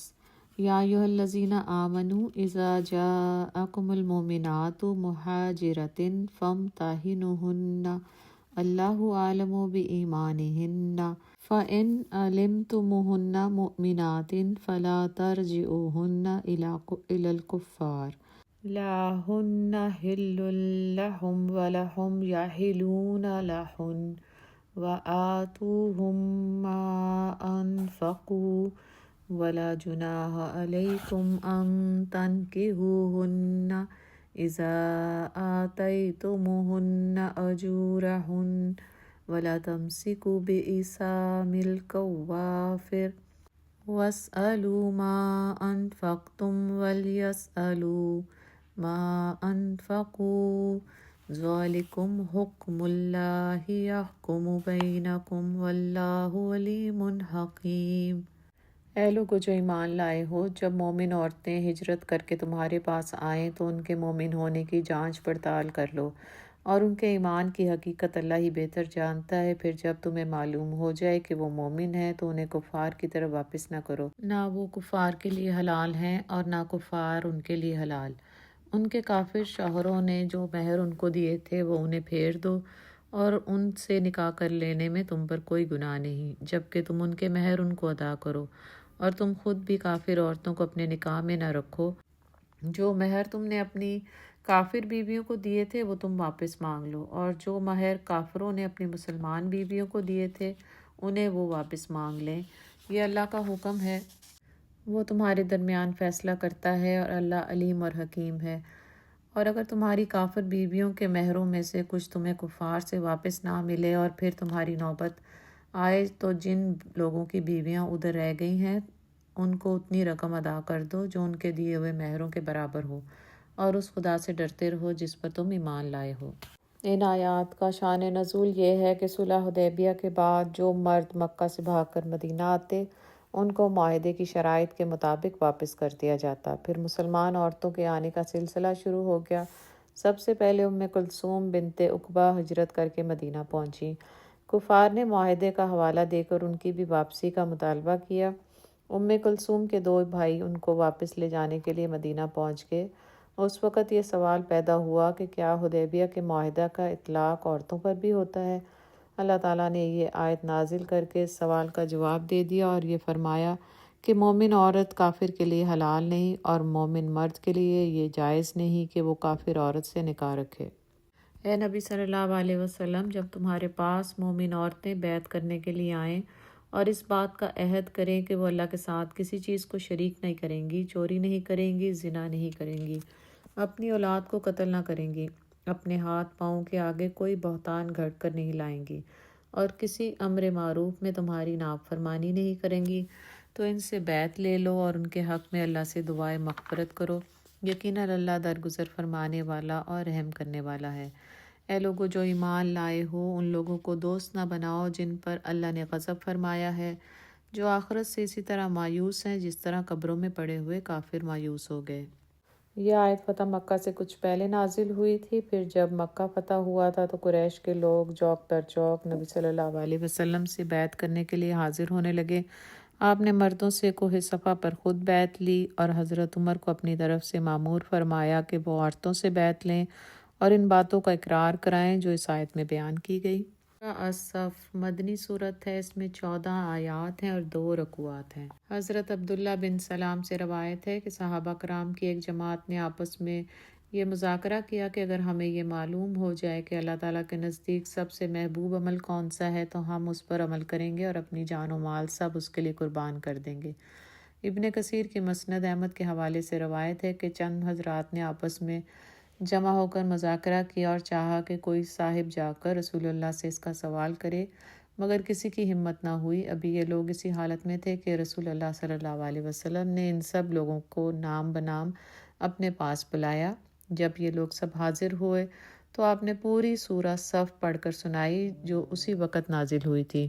اس سورت میں بتایا گیا ہے کہ اللہ تعالیٰ کے نزدیک سب سے زیادہ پسندیدہ عمل جہاد فی سبیل اللہ ہے۔ اس سورت میں اہل ایمان کو ایمان میں اخلاص اختیار کرنے اور متحد ہو کر اللہ کی راہ میں جان لڑانے کی تلقین کی گئی، اور جو لوگ ایمان کا جھوٹا دعویٰ کر کے اسلام میں داخل ہو گئے تھے ان کو سخت وعید سنائی گئی ہے، کیوں تم وہ کہتے ہو جو تم کرتے نہیں ہو، یہ اللہ کو سخت ناپسند ہے۔ اس صورت میں اہل ایمان کو اپنی زبان اور عمل میں یکسانیت اختیار کرنے کی تلقین کی گئی۔ اللہ الرحمن الرحیم۔ سبح للہ ما فی السماوات وما فی الارض وَهُوَ الْعَزِيزُ الْحَكِيمُ۔ يَا أَيُّهَا الَّذِينَ آمَنُوا لِمَ تَقُولُونَ مَا لَا تَفْعَلُونَ كَبُرَ مَقْتًا عِندَ اللَّهِ أَن تَقُولُوا مَا لَا تَفْعَلُونَ۔ اللہ کی تسبیح ہے ہر اس چیز نے جو آسمانوں اور زمین میں ہے، اور وہ غالب اور حکیم ہے۔ اے لوگو جو ایمان لائے ہو، تم کیوں وہ بات کہتے ہو جو کرتے نہیں ہو؟ اللہ کے نزدیک یہ سخت ناپسندیدہ حرکت ہے کہ تم کہو وہ بات جو کرتے نہیں۔ آیت نمبر 1 سے 3۔ ان آیات کا مدعا یہ ہے کہ ایک سچے مسلمان کے قول اور عمل میں مطابقت ہونی چاہیے، کہنا کچھ اور کرنا کچھ۔ یہ اللہ تعالیٰ کو سخت ناپسند ہے۔ جو کہے اس کے مطابق کرے، اگر کرنے کی نیت اور ہمت نہ ہو تو زبان سے بھی نہ کہے۔ نبی صلی اللہ علیہ وسلم نے اس کی تصریح فرمائی کہ کسی میں اس کا پایا جانا اس علامت کو ظاہر کرتا ہے کہ وہ مومن نہیں ہے بلکہ منافق ہے۔ نبی صلی اللہ علیہ وسلم نے فرمایا کہ 4 خصلتیں ایسی ہیں کہ جس میں وہ چاروں پائی جائیں وہ خالص منافق ہے، اور جس میں کوئی ایک خصلت پائی جائے اس میں نفاق کی ایک خصلت ہے، جب تک کہ وہ اسے چھوڑ نہ دے۔ یہ کہ جب امانت اس کے سپرد کی جائے تو اس میں خیانت کرے، اور جب بولے تو جھوٹ بولے، اور جب عہد کرے تو اس کی خلاف ورزی کرے، اور جب لڑے تو اخلاقی حدیں توڑ دے۔ فقہائے اسلام کا اس پر اتفاق ہے کہ اگر کوئی شخص اللہ سے عہد کرے، مثلاً کسی چیز کی نظر مانے، یا بندوں سے کوئی معاہدہ کرے، یا کسی بندے سے کوئی عہد کرے تو اس کو پورا کرنا لازم ہے۔ ان آیات میں ضعیف الایمان لوگوں کو ملامت کی گئی ہے کہ جو اسلام کے لیے سرفروشی کے بڑے بڑے دعوے کرتے ہیں، مگر جب آزمائش کا وقت آتا ہے تو بھاگ کھڑے ہوتے ہیں۔ ابن عباس فرماتے ہیں کہ جب جہاد فرض ہونے سے پہلے کچھ لوگ ایسے تھے جو کہتے تھے کاش ہمیں یہ معلوم ہو جائے کہ اللہ کو سب سے محبوب عمل کون سا ہے تو ہم وہی کریں گے، مگر جب بتایا گیا کہ وہ عمل جہاد ہے تو ان سب پر اپنی اس بات کو پورا کرنا مشکل ہو گیا۔ ایک اور روایت میں ہے کہ احد کی جنگ میں ان لوگوں کو سابقہ پیش آیا اور یہ حضور کو چھوڑ کر بھاگ نکلے۔ ابن زید کہتے ہیں کہ بہت سے لوگ نبی صلی اللہ علیہ وسلم کو یقین دلاتے تھے کہ اگر آپ کو دشمن کے ساتھ مقابلے کے لیے نکلنا پڑا تو ہم آپ کے ساتھ نکلیں گے، مگر جب وقت آیا تو ان کے وعدے جھوٹے نکلے۔ قتادہ کہتے ہیں کہ بعض لوگ جنگ میں شریک ہوتے بھی تھے تو کوئی کارنامہ سر انجام نہ دیتے تھے، مگر آ کر بڑی بڑی ڈینگیں مارتے تھے کہ ہم یوں لڑے، ہم نے ایسے مارا۔ ایسے ہی لوگوں کو اللہ نے ان آیات میں ملامت کی ہے۔ آیت نمبر 4 سے معلوم ہوا کہ اللہ کا سب سے محبوب عمل اس کی راہ میں جہاد ہے۔ اللہ تعالیٰ ان لوگوں سے محبت کرتا ہے جو اس کا کلمہ بلند کرنے کے لیے اور اس کے دین کو قائم کرنے کے لیے متحد ہو کر اس کی راہ میں جہاد کرتے ہیں۔ آیت نمبر 5 میں بتایا گیا کہ بنی اسرائیل نے حضرت موسیٰ کو اللہ کا نبی اور اپنا محسن جاننے کے باوجود تنگ کیا اور بے وفائی کی۔ مسلمانوں کو خبردار کیا جا رہا ہے کہ وہ اپنے نبی صلی اللہ علیہ وسلم کے ساتھ وہ روش اختیار نہ کریں جو بنی اسرائیل نے اپنے نبی کے ساتھ اختیار کی تھی، ورنہ وہ اس انجام سے دوچار ہوئے بغیر نہیں رہ سکتے جس سے بنی اسرائیل ہوئے۔ آیت نمبر 6 میں بنی اسرائیل کی دوسری نافرمانی کا ذکر ہے۔ ایک نافرمانی وہ تھی جو حضرت موسیٰ سے کی، اس وقت ان کے دور کے عروج کا آغاز تھا، اور دوسری نافرمانی یہ ہے جو انہوں نے اس دور کے آخری حصے میں کی، جس کے بعد ان کے لیے اللہ کی طرف سے پھٹکار پڑ گئی ہمیشہ ہمیشہ کے لیے، یعنی جس آخری نبی صلی اللہ علیہ وسلم کے آنے کی بشارت حضرت عیسیٰ نے دی تھی۔ جب وہ روشن نشانیوں کے ساتھ آ گیا تو بنی اسرائیل اور امت عیسیٰ نے اس کو جھٹلا دیا اور ہمیشہ کے لیے ان پر لعنت پڑ گئی۔ اب بھلا اس شخص سے بڑا ظالم اور کون ہوگا جو اللہ پر جھوٹ باندھے، حالانکہ اسے اسلام اللہ کے آگے سر اطاعت جھکا دینے کی دعوت دی جا رہی ہو۔ ایسے ظالموں کو اللہ ہدایت نہیں دیتا۔ یہ لوگ اپنے منہ کی پھونکوں سے اللہ کے نور کو بجھانا چاہتے ہیں، اور اللہ کا فیصلہ یہ ہے کہ وہ اپنے نور کو پورا پھیلا کر رہے گا، خواہ کافروں کو یہ کتنا ہی ناگوار ہو۔ یہ دین غالب آنے کے لیے بنا ہے، اس کا ذمہ اللہ نے خود لیا ہے۔ اس میں فکر کی ضرورت یہ ہے کہ غلبہ اسلام میں میری مدد اور میرا حصہ کتنا ہے۔ هو الذی ارسل رسولہ بالہدی ودین الحق لیظہرہ علی الدین کلہ ولو کرہ المشرکون۔ وہی تو ہے جس نے اپنے رسول کو ہدایت اور دین حق کے ساتھ بھیجا ہے تاکہ اسے پورے کے پورے دین پر غالب کر دے، خواہ مشرکین کو یہ کتنا ہی ناگوار ہو۔ اے لوگو جو ایمان لائے ہو، میں بتاؤں تم کو وہ تجارت جو تمہیں عذاب علیم سے بچا لے۔ ایمان لاؤ اللہ پر اور اس کے رسول پر، اور جہاد کرو اللہ کی راہ میں اپنے مالوں سے، اپنی جانوں سے، یہی تمہارے لیے بہتر ہے اگر تم جانو۔ اللہ تمہارے گناہ معاف کر دے گا اور تم کو ایسے باغوں میں داخل کرے گا جن کے نیچے نہریں بہتی ہوں گی، اور ابدی قیام کی جنتوں میں بہترین گھر تمہیں عطا فرمائے گا۔ یہ ہے بڑی کامیابی، اور وہ دوسری چیز جو تم چاہتے ہو وہ بھی تمہیں دے گا، اللہ کی طرف سے نصرت، اور قریب ہی ہے حاصل ہو جانے والی فتح۔ اے نبی، اہل ایمان کو اس کی بشارت دے دو۔ ایک روایت میں آتا ہے کہ صحابہ کرام رضی اللہ اجمعین نے آپس میں بات کی کہ اگر ہمیں سب سے افضل اور اللہ تعالیٰ کے نزدیک سب سے محبوب عمل معلوم ہو جائے تو ہم اس میں لگ جائیں گے۔ اس پر قرآن مجید کی یہ آیات نازل ہوئی تھی، آیت نمبر 10 اور 11۔ ان آیات میں بتایا گیا کہ جہاد سب سے افضل عمل ہے اور بہترین تجارت ہے۔ اے لوگو جو ایمان لائے ہو، اللہ کے مددگار بنو، جس طرح عیسیٰ ابن مریم نے حواریوں کو خطاب کر کے کہا تھا، کون ہے اللہ کی طرف سے بلانے میں میرا مددگار؟ اور حواریوں نے جواب دیا تھا، ہم ہیں اللہ کے مددگار، نحنو انصار اللہ۔ اس وقت بنی اسرائیل کا ایک گروہ ایمان لایا اور دوسرے گروہ نے انکار کیا۔ پھر ہم نے ایمان لانے والوں کی ان کے دشمنوں کے مقابلے میں تائید کی اور وہی غالب رہے۔ اللہ آج امت مسلمان کے دشمنوں کے مقابلے میں اپنی تائید، اپنی رحمت اور اپنی فتح شامل حال کر اللہ ہمیں ویسا ہی غلبہ اسلام اور اس کی بہار دکھا دے۔ سورہ الجمعہ مدنی صورت ہے، اس میں 11 آیات ہیں اور 2 رکوعات ہیں۔ سورت کا خلاصہ دیکھ لیتے ہیں۔ سورہ جمعہ کے 2 رکوع ہیں، دونوں رکوع الگ الگ اوقات میں نازل ہوئے۔ پہلا رکوع 7 ہجری میں اس وقت نازل ہوا جب یہود کی وہ تمام کوششیں ناکام ہو گئیں جو وہ اسلام کا راستہ روکنے کے لیے 7 سال سے کر رہے تھے۔ مدینہ کے تمام یہودی قبیلے پسپا ہو کر مدینہ سے نکل گئے۔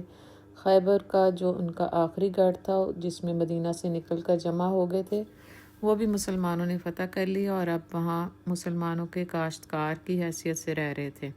اب تمام عرب میں یہودی طاقت کا خاتمہ ہو چکا، اب وہ اسلام کی رعایا بن کر رہ گئے تھے جس سے اسلام کا انہیں نام تک سننا گوارا نہیں تھا۔ اس صورت میں اللہ تعالیٰ نے انہیں آخری بار پھر مخاطب کیا، فرمایا کہ تم نے یہ سمجھ رکھا تھا کہ آخری نبی تمہاری قوم سے آئے گا، اور جب وہ دوسری قوم میں مبعوث ہوا تو تم نے اسے جھٹلا دیا۔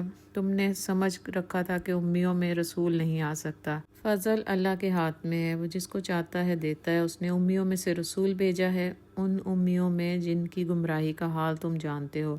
رسول ان کو کتاب کی تعلیم دے رہا ہے، ان کا تزکیہ کر رہا ہے۔ فضل پر تمہاری اجارہ داری نہیں۔ تم کو تورات دی گئی، تم نے اس کا حق ادا نہیں کیا۔ تمہاری مثال ایسی ہے جیسے گدھے کے اوپر کتابوں کا بوجھ ڈال دیا جائے، وہ نہیں جانتا کہ کس بوجھ کو اٹھائے ہوئے پھرتا ہے۔ تم گدھے سے بھی بدتر ہو کیونکہ وہ تو عقل نہیں رکھتا اور تم عقل رکھتے ہو۔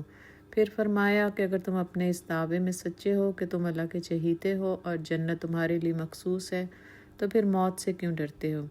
اپنی جانیں بچانے کے لیے جہاد سے جی چرایا اور ذلت اور خواری کا شکار ہو گئے۔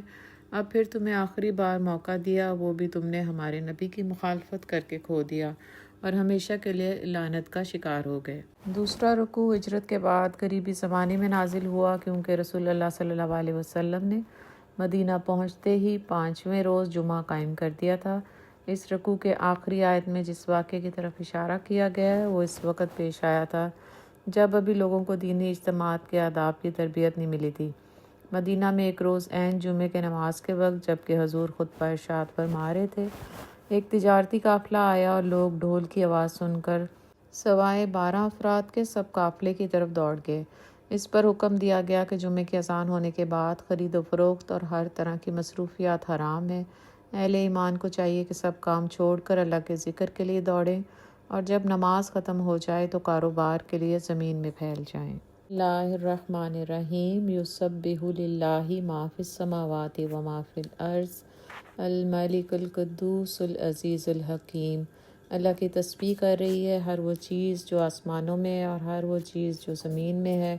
بادشاہ ہے، قدوس ہے، زبردست اور حکیم ہے۔ هو الذی بعث فی الامیین رسولا منہم یتلو علیہم آیاتہ ویزکیہم ویعلمہم الکتاب والحکمہ وَإِن كَانُوا مِن قَبْلُ لَفِي ضَلَالٍ مُبِينٍ۔ وہی ہے جس نے امیوں کے اندر ایک رسول خود انہی میں سے اٹھایا جو انہیں اس کی آیات سناتا ہے، ان کی زندگی سنوارتا ہے اور ان کو کتاب اور حکمت کی تعلیم دیتا ہے، حالانکہ اس سے پہلے وہ کھلی گمراہی میں پڑے ہوئے تھے۔ یہ آیت اس سے پہلے 3 دفعہ قرآن میں آ چکی ہے اور یہ اب 4تھی دفعہ یہاں آ رہی ہے اور آخری دفعہ دہرائی جا رہی ہے۔ نبی صلی اللہ علیہ وسلم کا 4 نکاتی طریقہ جو غلبہ اسلام کا ذریعہ بنا، یتلو علیہم آیاتہ ویزکیہم ویعلمہم الکتاب والحکمہ۔ وہ رسول جو اللہ کی آیات سناتا ہے، ان کی زندگی سنوارتا ہے، ان کو کتاب کی اور حکمت کی تعلیم دیتا ہے۔ اور اس رسول کی بعثت ان دوسرے لوگوں کے لیے بھی ہے جو ابھی ان سے نہیں ملے۔ اللہ زبردست اور حکیم ہے، یہ اس کا فضل ہے، جسے چاہتا ہے دیتا ہے، اور وہ بڑا فضل فرمانے والا ہے۔ جن لوگوں کو تورات کا حامل بنایا گیا تھا مگر انہوں نے اس کا بار نہ اٹھایا، ان کی مثال اس گدھے کی سی ہے جس پر کتابیں لدی ہوئی ہوں۔ اس سے بھی زیادہ بری مثال ہے ان لوگوں کی جنہوں نے اللہ کی آیات کو جھٹلایا۔ ایسے ظالموں کو اللہ ہدایت نہیں دیتا۔ حامل تورات گروہ ہونے کی حیثیت سے جن کا کام یہ تھا کہ سب سے پہلے آگے بڑھ کر اس رسول کا ساتھ دیتے جس کے آنے کی صاف صاف بشارت تورات میں دی گئی تھی، مگر انہوں نے سب سے بڑھ کر اس کی مخالفت کی اور تورات کی تعلیم کے تقاضے کو پورا نہیں کیا۔ اللہ نے ان کی مثال گدھے کی سی دی ہے، جس طرح گدھے پر کتابیں لدی ہوں اور وہ نہیں جانتا کہ اس کی پیٹھ پر کیا ہے، اسی طرح یہ تورات کو اپنے اوپر لادے ہوئے ہیں اور انہیں جانتے نہیں کہ یہ کتاب کس لیے آئی ہے اور ان سے کیا چاہتی ہے۔ ان کا حال گدھے سے بھی بدتر ہے، وہ تو سمجھ بوجھ نہیں رکھتا اس لیے معذور ہے، مگر یہ سمجھ بوجھ رکھتے ہوئے تورات کو پڑھتے پڑھاتے ہیں، اس کے معنی سے ناواقف نہیں ہیں، پھر بھی یہ اس کی ہدایت سے دانستہ انحراف کر رہے ہیں اور اس نبی کو ماننے سے قصداً انکار کر رہے ہیں جو تورات کی روح سے سراسر حق پر ہے۔ ان سے کہو اے لوگو جو یہودی بن گئے ہو، اگر تمہیں یہ گھمنڈ ہے کہ باقی سب لوگوں کو چھوڑ کر بس تم اللہ کے چہیتے ہو تو موت کی تمنا کرو اگر تم اپنے زوم میں سچے ہو۔ لیکن یہ ہرگز اس کی تمنا نہ کریں گے اپنے کرتوتوں کی وجہ سے جو یہ کر چکے، اور اللہ ان ظالموں کو خوب جانتا ہے۔ ان سے کہو جس موت سے تم بھاگتے ہو وہ تو تمہیں آ کر رہے گی، پھر تم اس کے سامنے پیش کیے جاؤ گے جو پوشیدہ اور ظاہر کا جاننے والا ہے، اور وہ تمہیں بتا دے گا کہ تم کیا کچھ کرتے رہے ہو۔ یہ بات قرآن مجید میں دوسری مرتبہ یہودیوں کو خطاب کر کے کہی گئی ہے۔ پہلے سورہ بقرہ میں فرمایا گیا تھا کہ ان سے کہو اگر آخرت کا گھر تمام انسانوں کو چھوڑ کر صرف تمہارے لیے ہی اللہ کے ہاں مخصوص ہے تو پھر تم موت کی تمنا کرو اگر تم اپنے اس خیال میں سچے ہو، لیکن یہ ہرگز اس کی تمنا نہ کریں گے اپنے ان کرتوتوں کی وجہ سے جو یہ کر چکے، اور اللہ ظالموں کو خوب جانتا ہے، بلکہ تم تمام انسانوں سے بڑھ کر حتیٰ کہ مشرکین سے بھی بڑھ کر ان کو کسی نہ کسی طرح جینے کا حریص پاؤ گے۔ ان میں سے کوئی یہ چاہتا ہے کہ 1000 برس جیے، حالانکہ وہ لمبی عمر پائے تب بھی اسے یہ چیز عذاب سے نہیں بچا سکتی۔ ان کے سارے کرتوت اللہ کی نظر میں ہیں۔ مدینہ اور خیبر میں یہودی طاقت کے لحاظ سے مسلمانوں سے کسی طرح کم نہیں تھے اور باللحاظ اور وسائل ان سے بہت زیادہ تھی۔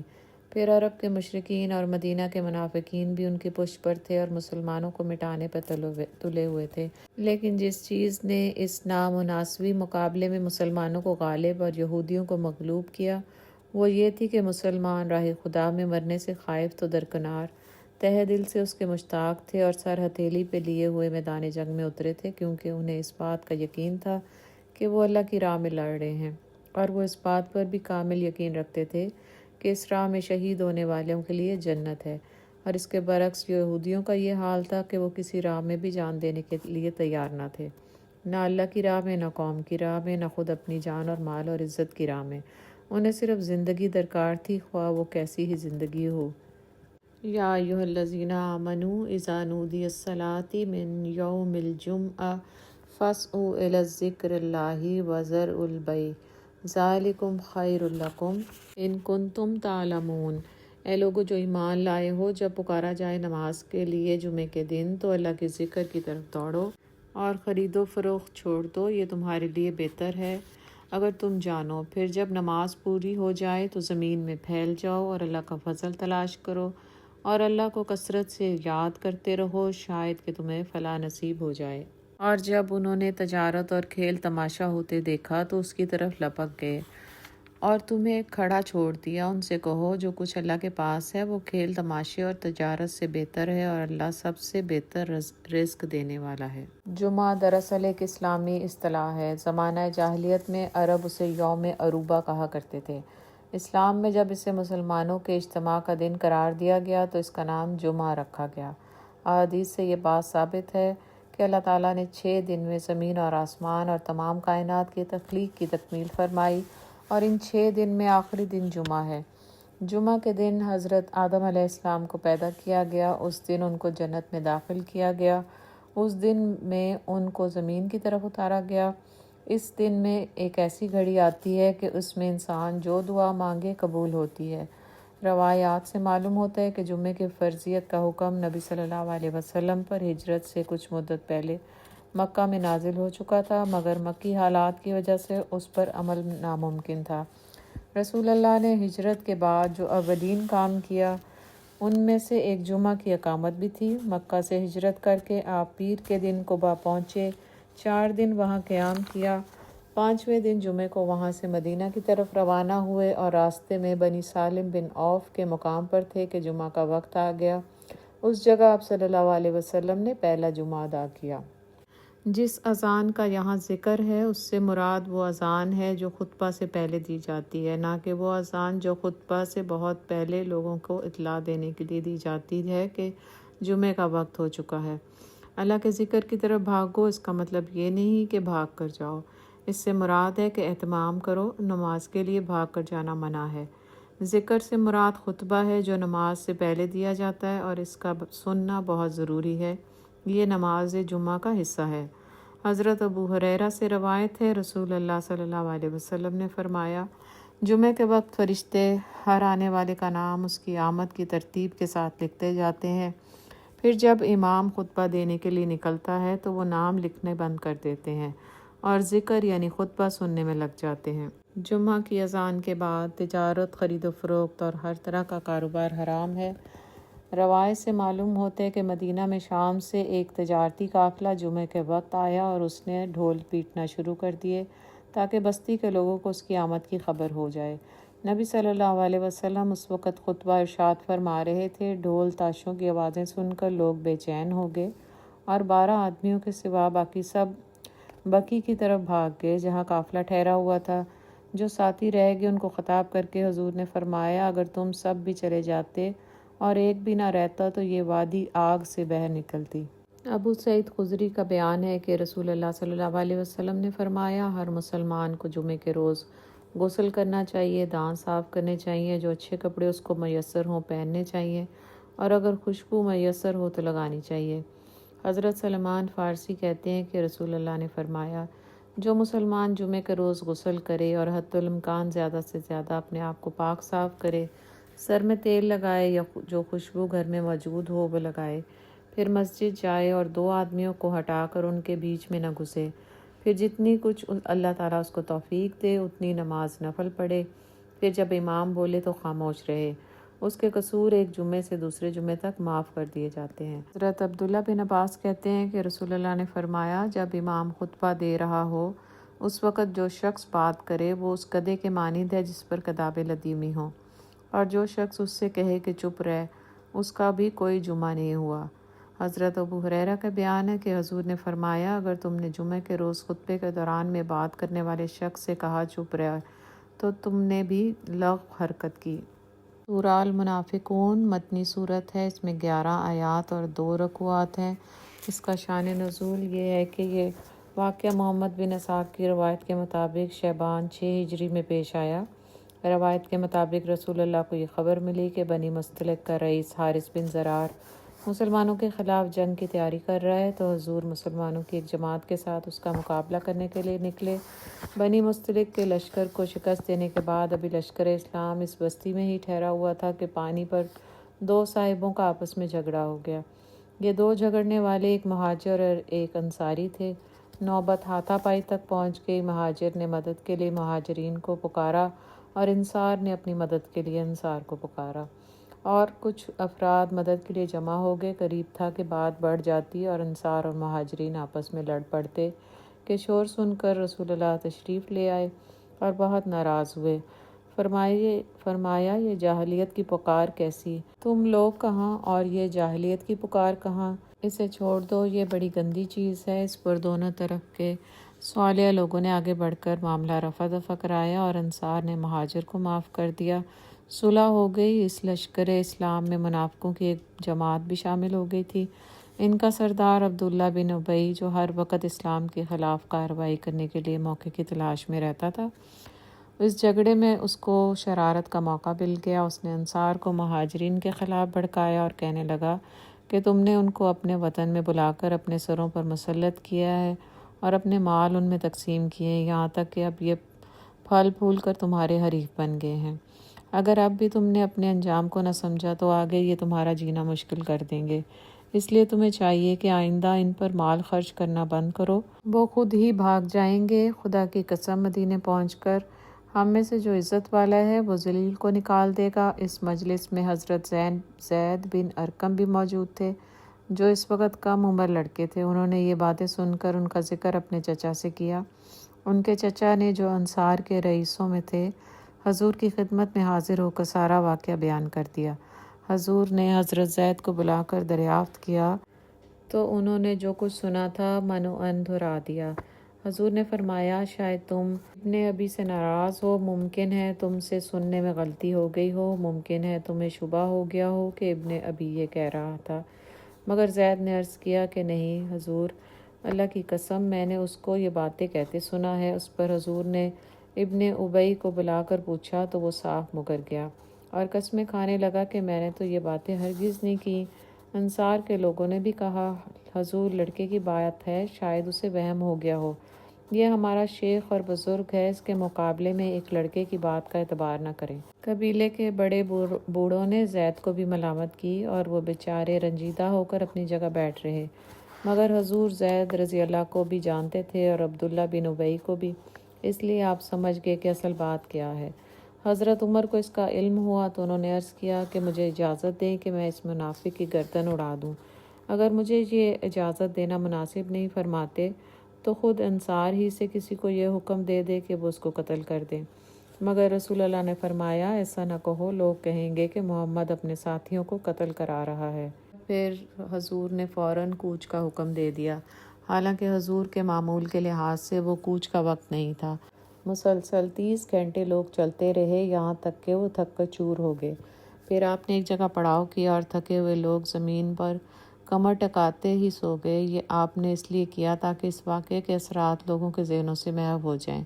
راستے میں ایک انصاری صحابی حضور سے ملے اور عرض کیا، یا رسول اللہ، آج آپ نے ایسے وقت کوچ کا حکم دیا جو سفر کے لیے موزوں نہ تھا۔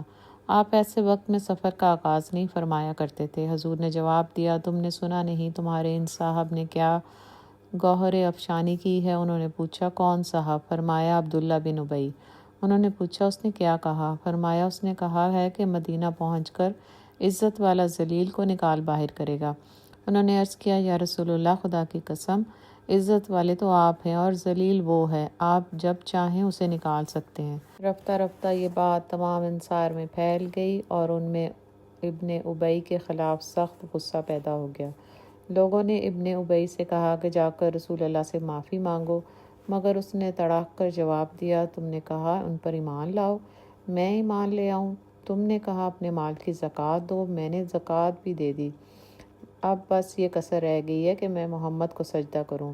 ان باتوں سے ان کے خلاف مومنین انصار کی ناراضگی اور بڑھ گئی اور ہر طرف سے اس پر پھٹکار پڑنے لگی۔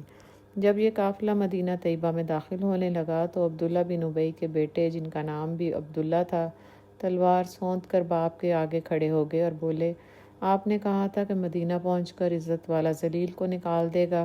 اب آپ کو معلوم ہو جائے گا کہ عزت آپ کی ہے یا اللہ اور اس کے رسول کی۔ خدا کی قسم آپ مدینہ میں داخل نہیں ہو سکتے جب تک رسول اللہ صلی اللہ علیہ وسلم آپ کو اجازت نہ دیں۔ اس پر ابن ابی چیخ اٹھا، خزرج کے لوگوں ذرا دیکھو، میرا بیٹا ہی مجھے مدینہ میں داخل ہونے سے روک رہا ہے۔ لوگوں نے یہ خبر حضور تک پہنچائی اور آپ نے فرمایا عبداللہ کو کہو اپنے باپ کو گھر آنے دو۔ عبداللہ نے کہا حضور کا حکم ہے تو اب آپ داخل ہو سکتے ہیں۔ اس وقت حضور صلی اللہ علیہ وسلم نے حضرت عمر رضی اللہ تعالیٰ عنہ سے فرمایا، کیوں عمر، اب تمہارا کیا خیال ہے؟ جس وقت تم نے کہا تھا کہ مجھے اس کو قتل کرنے کی اجازت دیں، اس وقت اگر تم اس کو قتل کر دیتے تو بہت سی ناکیں اس پر بھڑکنے لگتیں۔ آج اگر میں اس کے قتل کا حکم دوں تو اسے قتل کیا جا سکتا ہے۔ حضرت عمر نے عرض کیا، خدا کی قسم اب مجھے معلوم ہو گیا کہ اللہ کے رسول کی بات میری بات سے زیادہ مبنی بر حکمت ہے۔ یہ حالات تھے جن میں یہ صورت نازل ہوئی۔ چنانچہ صورت کے پہلے رکوع میں اسی واقعے کے تناظر میں منافقین کے کردار سے بحث کی گئی ہے، اور دوسرے رکوع میں مسلمانوں کو منافقین کے کردار کو پیش نظر رکھتے ہوئے احتیاط برتنے کی تلقین کی ہے۔ ان کو مال اور اولاد کے فتنے سے بچنے اور انفاق فی سبیل اللہ کی ہدایت کی گئی۔ بسم اللہ الرحمن الرحیم۔ اذا جاءک المنافقون قالوا نشہد انک لرسول اللہ واللہ یعلم انک لرسولہ واللہ یشہد ان المنافقین لکاذبون۔ اے محمد صلی اللہ علیہ وسلم، جب منافق لوگ تمہارے پاس آتے ہیں تو کہتے ہیں کہ ہم اقرار کرتے ہیں کہ آپ بے شک اللہ کے پیغمبر ہیں، اور خدا جانتا ہے کہ در حقیقت تم اس کے پیغمبر ہو، لیکن اللہ ظاہر کیے دیتا ہے کہ منافق دل سے اعتقاد نہ رکھنے کے لحاظ سے جھوٹے ہیں۔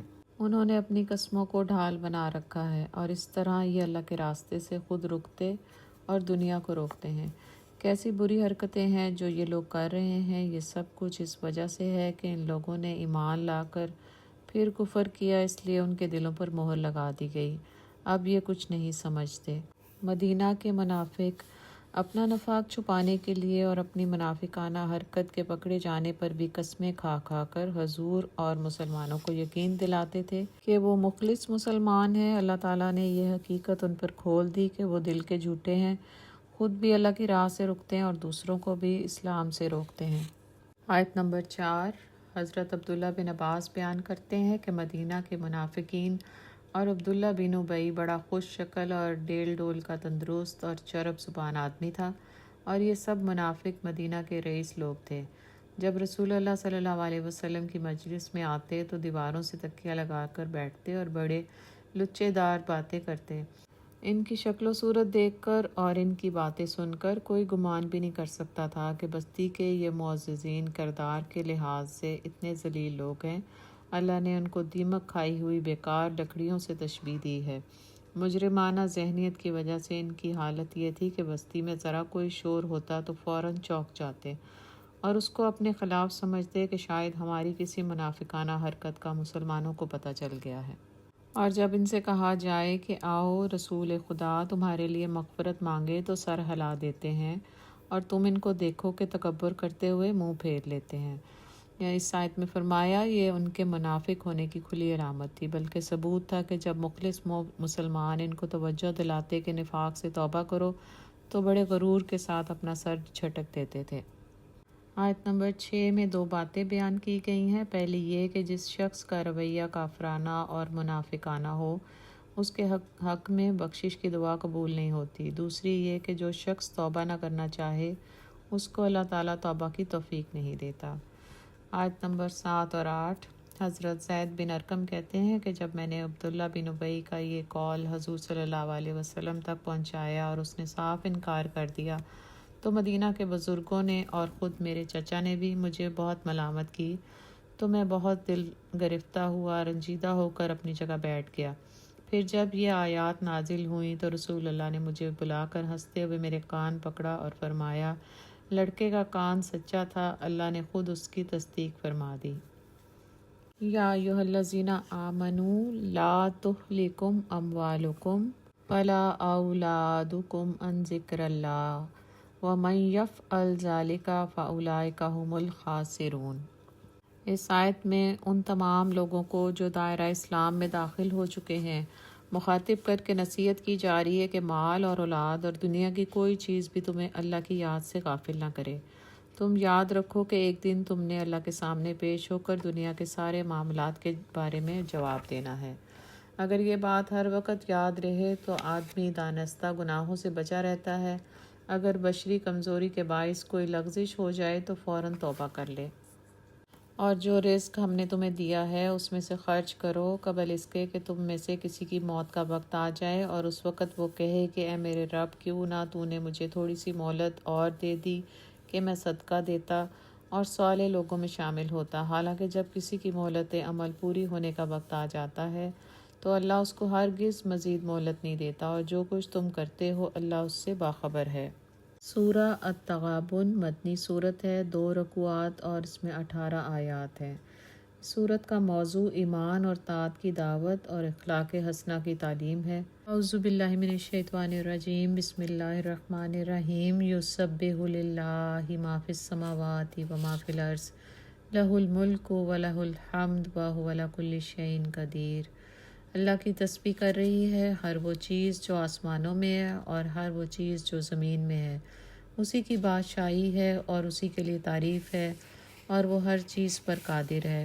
وہی ہے جس نے تم کو پیدا کیا، پھر تم میں سے کوئی کافر ہے اور کوئی مومن، اور اللہ وہ سب کچھ دیکھ رہا ہے جو تم کرتے ہو۔ اس نے زمین اور آسمانوں کو برحق پیدا کیا ہے اور تمہاری صورت بنائی اور بڑی عمدہ بنائی ہے، اور اسی کی طرف آخر کار تمہیں پلٹنا ہے۔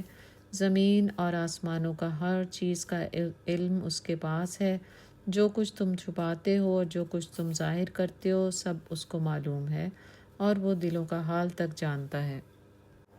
ان 4 آیات میں اللہ تعالیٰ نے تمام انسانوں کو مخاطب کر کے ایمان اور اطاعت اور اخلاق حسنہ کی تعلیم دی۔ فرمایا کہ تمہیں بہترین صورت میں پیدا کیا، زندگی گزارنے کا ساز و سامان مہیا کیا، پھر رسول بھیج کر تمہاری تعلیم کا انتظام کیا، پھر تمہیں اختیار دے دیا، چاہو تو ایمان لے آؤ، چاہو تو کفر کرو۔ یہ نہ سمجھو کہ اس اختیار کا کوئی نتیجہ نہیں، ہم دیکھ رہے ہیں کہ اس اختیار کو تم کس طرح استعمال کر رہے ہو۔ تمہارے کھلے اور چھپے سب اعمال سے ہم باخبر ہیں۔ ایک دن تم سب کو حاضر کر کے حساب لیں گے، تمہیں اپنے کیے کا بدلہ بھگتنا ہوگا۔ کیا تمہیں ان لوگوں کی کوئی خبر نہیں پہنچی جنہوں نے اس سے پہلے کفر کیا اور پھر اپنی شامت اعمال کا مزہ چکھ لیا، اور آگے ان کے لیے ایک دردناک عذاب ہے۔ اس انجام کے مستحق وہ اس لیے ہوئے کہ ان کے پاس ان کے رسول کھلی کھلی دلیلیں اور نشانیاں لے کر آتے رہے، مگر انہوں نے کہا کہ کیا انسان ہمیں ہدایت دیں گے؟ اس طرح انہوں نے ماننے سے انکار کر دیا اور منہ پھیر لیا۔ تب اللہ بھی ان سے بے پرواہ ہو گیا، اور اللہ تو بے نیاز ہے اور اپنی ذات میں آپ محمود ہے۔ منکرین نے بڑے دعوے سے کہا کہ وہ مرنے کے بعد ہرگز دوبارہ نہ اٹھائے جائیں گے۔ ان سے کہو نہیں، میرے رب کی قسم تم ضرور اٹھائے جاؤ گے، پھر ضرور تمہیں بتایا جائے گا کہ تم نے دنیا میں کیا کچھ کیا، اور ایسا کرنا اللہ کے لیے بہت آسان ہے۔ جن لوگوں نے انبیاء کی تعلیمات کو رد کر دیا اور اپنے من گھڑت طور طریقوں پر چلتے رہے اور بڑے دعوے سے کہا کہ کوئی آخرت نہیں ہے، وہ دنیا میں بھی تباہی سے دوچار ہوئے، اپنے غلط طور طریقوں کا برا انجام دیکھا، اور آخرت میں بھی عذاب سے بچ نہیں سکیں گے۔ پس ایمان لاؤ اللہ پر اور اس کے رسول پر اور اس روشنی پر جو ہم نے نازل کی ہے۔ جو کچھ تم کرتے ہو اللہ اس سے باخبر ہے۔ یوم یجمعکم لیوم الجمع ذلک یوم التغابن ومن یؤمن باللہ ویعمل صالحا یکفر عنہ سیئاتہ ویدخلہ جنات تجری من تحتها الانہار خالدین فیہا ابدا ذلک الفوز العظیم۔ اس آیت میں اجتماع کے دن سے مراد قیامت کا دن ہے، اور جمع کرنے کا مطلب یہ ہے کہ تمام انسانوں کو جو ابتدائے آفرینش سے لے کر قیامت تک دنیا میں پیدا ہوئے، سب کو بیک وقت پیدا کر کے اللہ اپنے سامنے حاضر کرے گا اور سب کا حساب لے گا۔ وہ ہار جیت کا دن ہوگا۔ اس کا مطلب مفسرین نے یہ لکھا ہے کہ جو دنیا میں بڑے متکبر اور ظالم بنے ہوئے تھے وہ ہار جائیں گے اور مظلوم جیت جائیں گے۔ مظلوم ظالم سے نیکیاں وصول کرے گا، اگر ظالم کے پاس نیکیاں نہ ہوئیں تو مظلوم کی بدیاں ظالم کے حساب میں ڈال دی جائیں گی۔ اس طرح ظالم ہار کر دوزخ میں جائے گا اور مظلوم جیت کر جنت میں چلا جائے گا۔ حضرت جابر بن عبداللہ کی روایت ہے کہ حضور صلی اللہ علیہ وسلم نے فرمایا، کوئی جنتی جنت میں اور کوئی دوزخی دوزخ میں اس وقت تک نہیں جا سکے گا جب تک کہ اس ظلم کا بدلہ نہ چکا دیا جائے جو اس نے کسی پر کیا ہو، حتیٰ کہ ایک تھپڑ کا بدلہ بھی دینا ہوگا۔ ہم نے عرض کیا کہ یہ بدلہ کیسے دیا جائے گا جبکہ قیامت میں ہم ننگے بچے ہوں گے؟ فرمایا، اپنے اعمال کی نیکیوں اور بدیوں سے بدلہ چکانا ہوگا۔ حضرت ابو ہریرہ کی روایت ہے کہ رسول اللہ نے ایک مرتبہ اپنی مجلس میں لوگوں سے پوچھا، جانتے ہو مفلس کون ہوتا ہے؟ لوگوں نے عرض کیا، ہم میں سے مفلس وہ ہوتا ہے جس کے پاس مال و متاع کچھ نہ ہو۔ فرمایا، میری امت میں مفلس وہ ہیں جو قیامت کے روز نماز اور روزہ اور زکوٰۃ ادا کر کے حاضر ہوا ہو، مگر اس حال میں آیا ہو کہ کسی کو اس نے گالی دی تھی اور کسی پر بہتان لگایا تھا اور کسی کا مال مار کھایا تھا اور کسی کا خون بہایا تھا اور کسی کو مارا پیٹا تھا۔ پھر ان سب مظلموں میں سے ہر ایک پر اس کی نیکیاں لے لے کر بانٹ دی گئیں، اور جب نیکیوں میں سے کچھ نہ بچا جس سے ان کا بدلہ چکایا جا سکے تو ان میں سے ہر ایک کے کچھ کچھ گناہ لے کر اس پر ڈال دیے گئے اور وہ شخص دوزخ میں پھینک دیا گیا۔ جو اللہ پر ایمان لایا ہے اور نیک عمل کرتا ہے، اللہ اس کے گناہ جھاڑ دے گا اور اسے ایسی جنتوں میں داخل کرے گا جن کے نیچے نہریں بہتی ہوں گی۔ یہ لوگ ہمیشہ ہمیشہ اس میں رہیں گے۔ یہی بڑی کامیابی ہے، اور جن لوگوں نے کفر کیا ہے اور ہماری آیات کو جھٹلایا ہے وہ دوزخ کے باشندے ہوں گے جس میں وہ ہمیشہ رہیں گے، اور وہ بدترین ٹھکانہ ہے۔ آیت نمبر 11، ما اصاب من مصیبت الا باذن اللہ ومن یؤمن باللہ یہد قلبہ واللہ بکل شیء علیم۔ کوئی مصیبت کبھی نہیں آتی مگر اللہ کے اذن ہی سے آتی ہے۔ جو شخص اللہ پر ایمان رکھتا ہو، اللہ اس کے دل کو ہدایت بخشتا ہے، اور اللہ کو ہر چیز کا علم ہے۔ اللہ کی اطاعت کرو اور اس کے رسول کی اطاعت کرو، لیکن اگر تم اطاعت سے منہ موڑتے ہو تو ہمارے رسول پر صاف صاف حق پہنچا دینے کے سوا کوئی ذمہ داری نہیں ہے۔ اللہ وہ ہے جس کے سوا کوئی خدا نہیں، لہٰذا ایمان لانے والوں کو اللہ ہی پر بھروسہ رکھنا چاہیے۔ ان آیات میں اہل ایمان کو مخاطب کیا گیا ہے کہ کسی پر جو مصیبت بھی آتی ہے اللہ کے اذن سے آتی ہے۔ کسی میں یہ طاقت نہیں ہے کہ کسی کو کسی مصیبت میں مبتلا کرے۔ مصیبت آنے پر جب کوئی شخص ایمان کے راستے پر قائم رہتا ہے اور اللہ کا در نہیں چھوڑتا تو اللہ اس کے دل کو اطمینان بخش دیتا ہے اور اس کی مصیبت اپنی رحمت سے دور کرتا ہے۔ جو شخص اللہ کا در چھوڑ کر کسی دوسرے در پر چلا جاتا ہے تو اپنی مصیبت میں مزید اضافہ کر لیتا ہے۔ اللہ کے سوا کوئی کسی کی مصیبت دور کرنے والا نہیں۔ اے لوگو جو ایمان لائے ہو، تمہاری بیویوں اور تمہاری اولاد میں سے بعض تمہارے دشمن ہیں، ان سے ہوشیار رہو۔ اگر تم عفو و درگزر سے کام لو اور معاف کر دو تو اللہ غفور و رحیم ہے۔ تمہارے مال اور تمہاری اولاد تو ایک آزمائش ہے، اور اللہ ہی ہے جس کے پاس بڑا اجر ہے۔ ان آیات میں اہل ایمان کو تلقین کی گئی کہ اگر تمہاری اولاد اور بیویاں دین اسلام کا شعور نہیں رکھتی تو وہ تمہارے لیے ایک آزمائش ہیں، ان سے ہوشیار رہو، یعنی ان کی محبت تمہاری اللہ اور رسول کے ساتھ اور اسلام کے ساتھ وفاداری میں حائل نہ ہو۔ عفو و درگزر سے کام لیتے ہوئے ان کی اصلاح کی کوشش کرتے رہو۔ لہٰذا جہاں تک تمہارے بس میں ہو اللہ سے ڈرتے رہو اور سنو اور اطاعت کرو اور اپنے مال خرچ کرو، یہ تمہارے ہی لیے بہتر ہے۔ جو اپنے دل کی تنگی سے محفوظ رہ گئے بس وہی فلاح پانے والے ہیں۔ اگر تم اللہ کو قرض حسن دو تو وہ تمہیں کئی گنا بڑھا کر دے گا اور تمہارے قصوروں سے درگزر فرمائے گا۔ اللہ بڑا قدردان اور بردبار ہے، حاضر اور غائب ہر چیز کو جانتا ہے، زبردست اور دانا ہے۔ مومن کا مال اور اس کی اولاد اس کے لیے آزمائش ہے، ان کی محبت میں مبتلا ہو کر راہ راست سے نہیں ہٹنا چاہیے، ان سے ہوشیار رہنا چاہیے اور اپنا مال اللہ کی راہ میں خرچ کرنا چاہیے تاکہ زر پرستی سے بچے رہو۔ اپنی استطاعت کی حد تک اللہ کی فرما برداری کرو۔ مومن کو چاہیے کہ وہ اپنی طاقت کے مطابق اللہ اور اس کے رسول کی اطاعت کرے اور اپنا کردار، اخلاق اور معاملات درست کرے۔ سورہ الطلاق مدنی صورت ہے، 2 رکوعات اور 12 آیات ہیں۔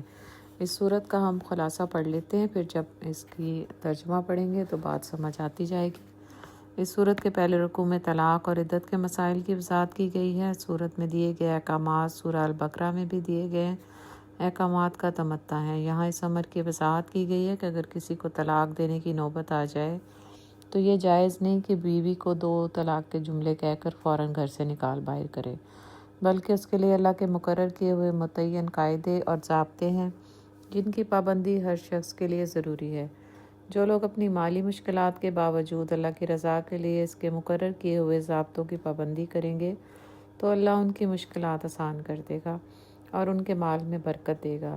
اللہ کی مقرر کردہ حدود کی پابندی میں بڑی حکمتیں ہیں۔ ایک حکمت یہ بھی ہے کہ اس سے طلاق کی حوصلہ شکنی ہوتی ہے، یعنی طلاق کوئی کھیل نہیں کہ جب جی میں آیا دے دی، بلکہ یہ ایک نہایت ذمہ داری کی بات ہے۔ اس کی گنجائش صرف ناگزیر ضرورت کے طور پر رکھی گئی ہے۔ عدت کی مدت اور اس میں مراجعت کے حق کا ہونا طلاق کو قطع کرنے کا سبب بن سکتا ہے۔ دوسرے رکوع میں مسلمانوں کو تنبیہ کی گئی ہے کہ جن قوموں نے اللہ اور اس کے رسولوں کی نافرمانی کی ہے، اللہ نے ان کو ہمیشہ نہایت سخت سزا دی۔ تاریخ میں اس کی مثالیں موجود ہیں۔ نبی صلی اللہ علیہ وسلم کی بعثت اور اس قرآن کا نزول اللہ کی طرف سے تم لوگوں پر بہت بڑا احسان ہے، اس لیے کہ جو لوگ ایمان لائیں، نیک عمل کریں، ان کو تاریکیوں سے نکال کر روشنی میں لے آئے۔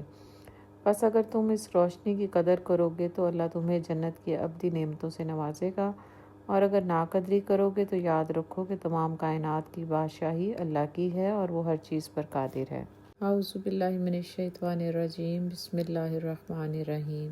یا ایہا النبی اذا طلقتم النساء فطلقوهن لعدتهن وأحصوا العدة واتقوا الله ربكم لا تخرجوهن من بيوتهن ولا يخرجن إلا أن يأتين بفاحشة مبينة وتلك حدود الله ومن يتعد حدود الله فقد ظلم نفسه لا تدري لعل الله يحدث بعد ذلك امرا۔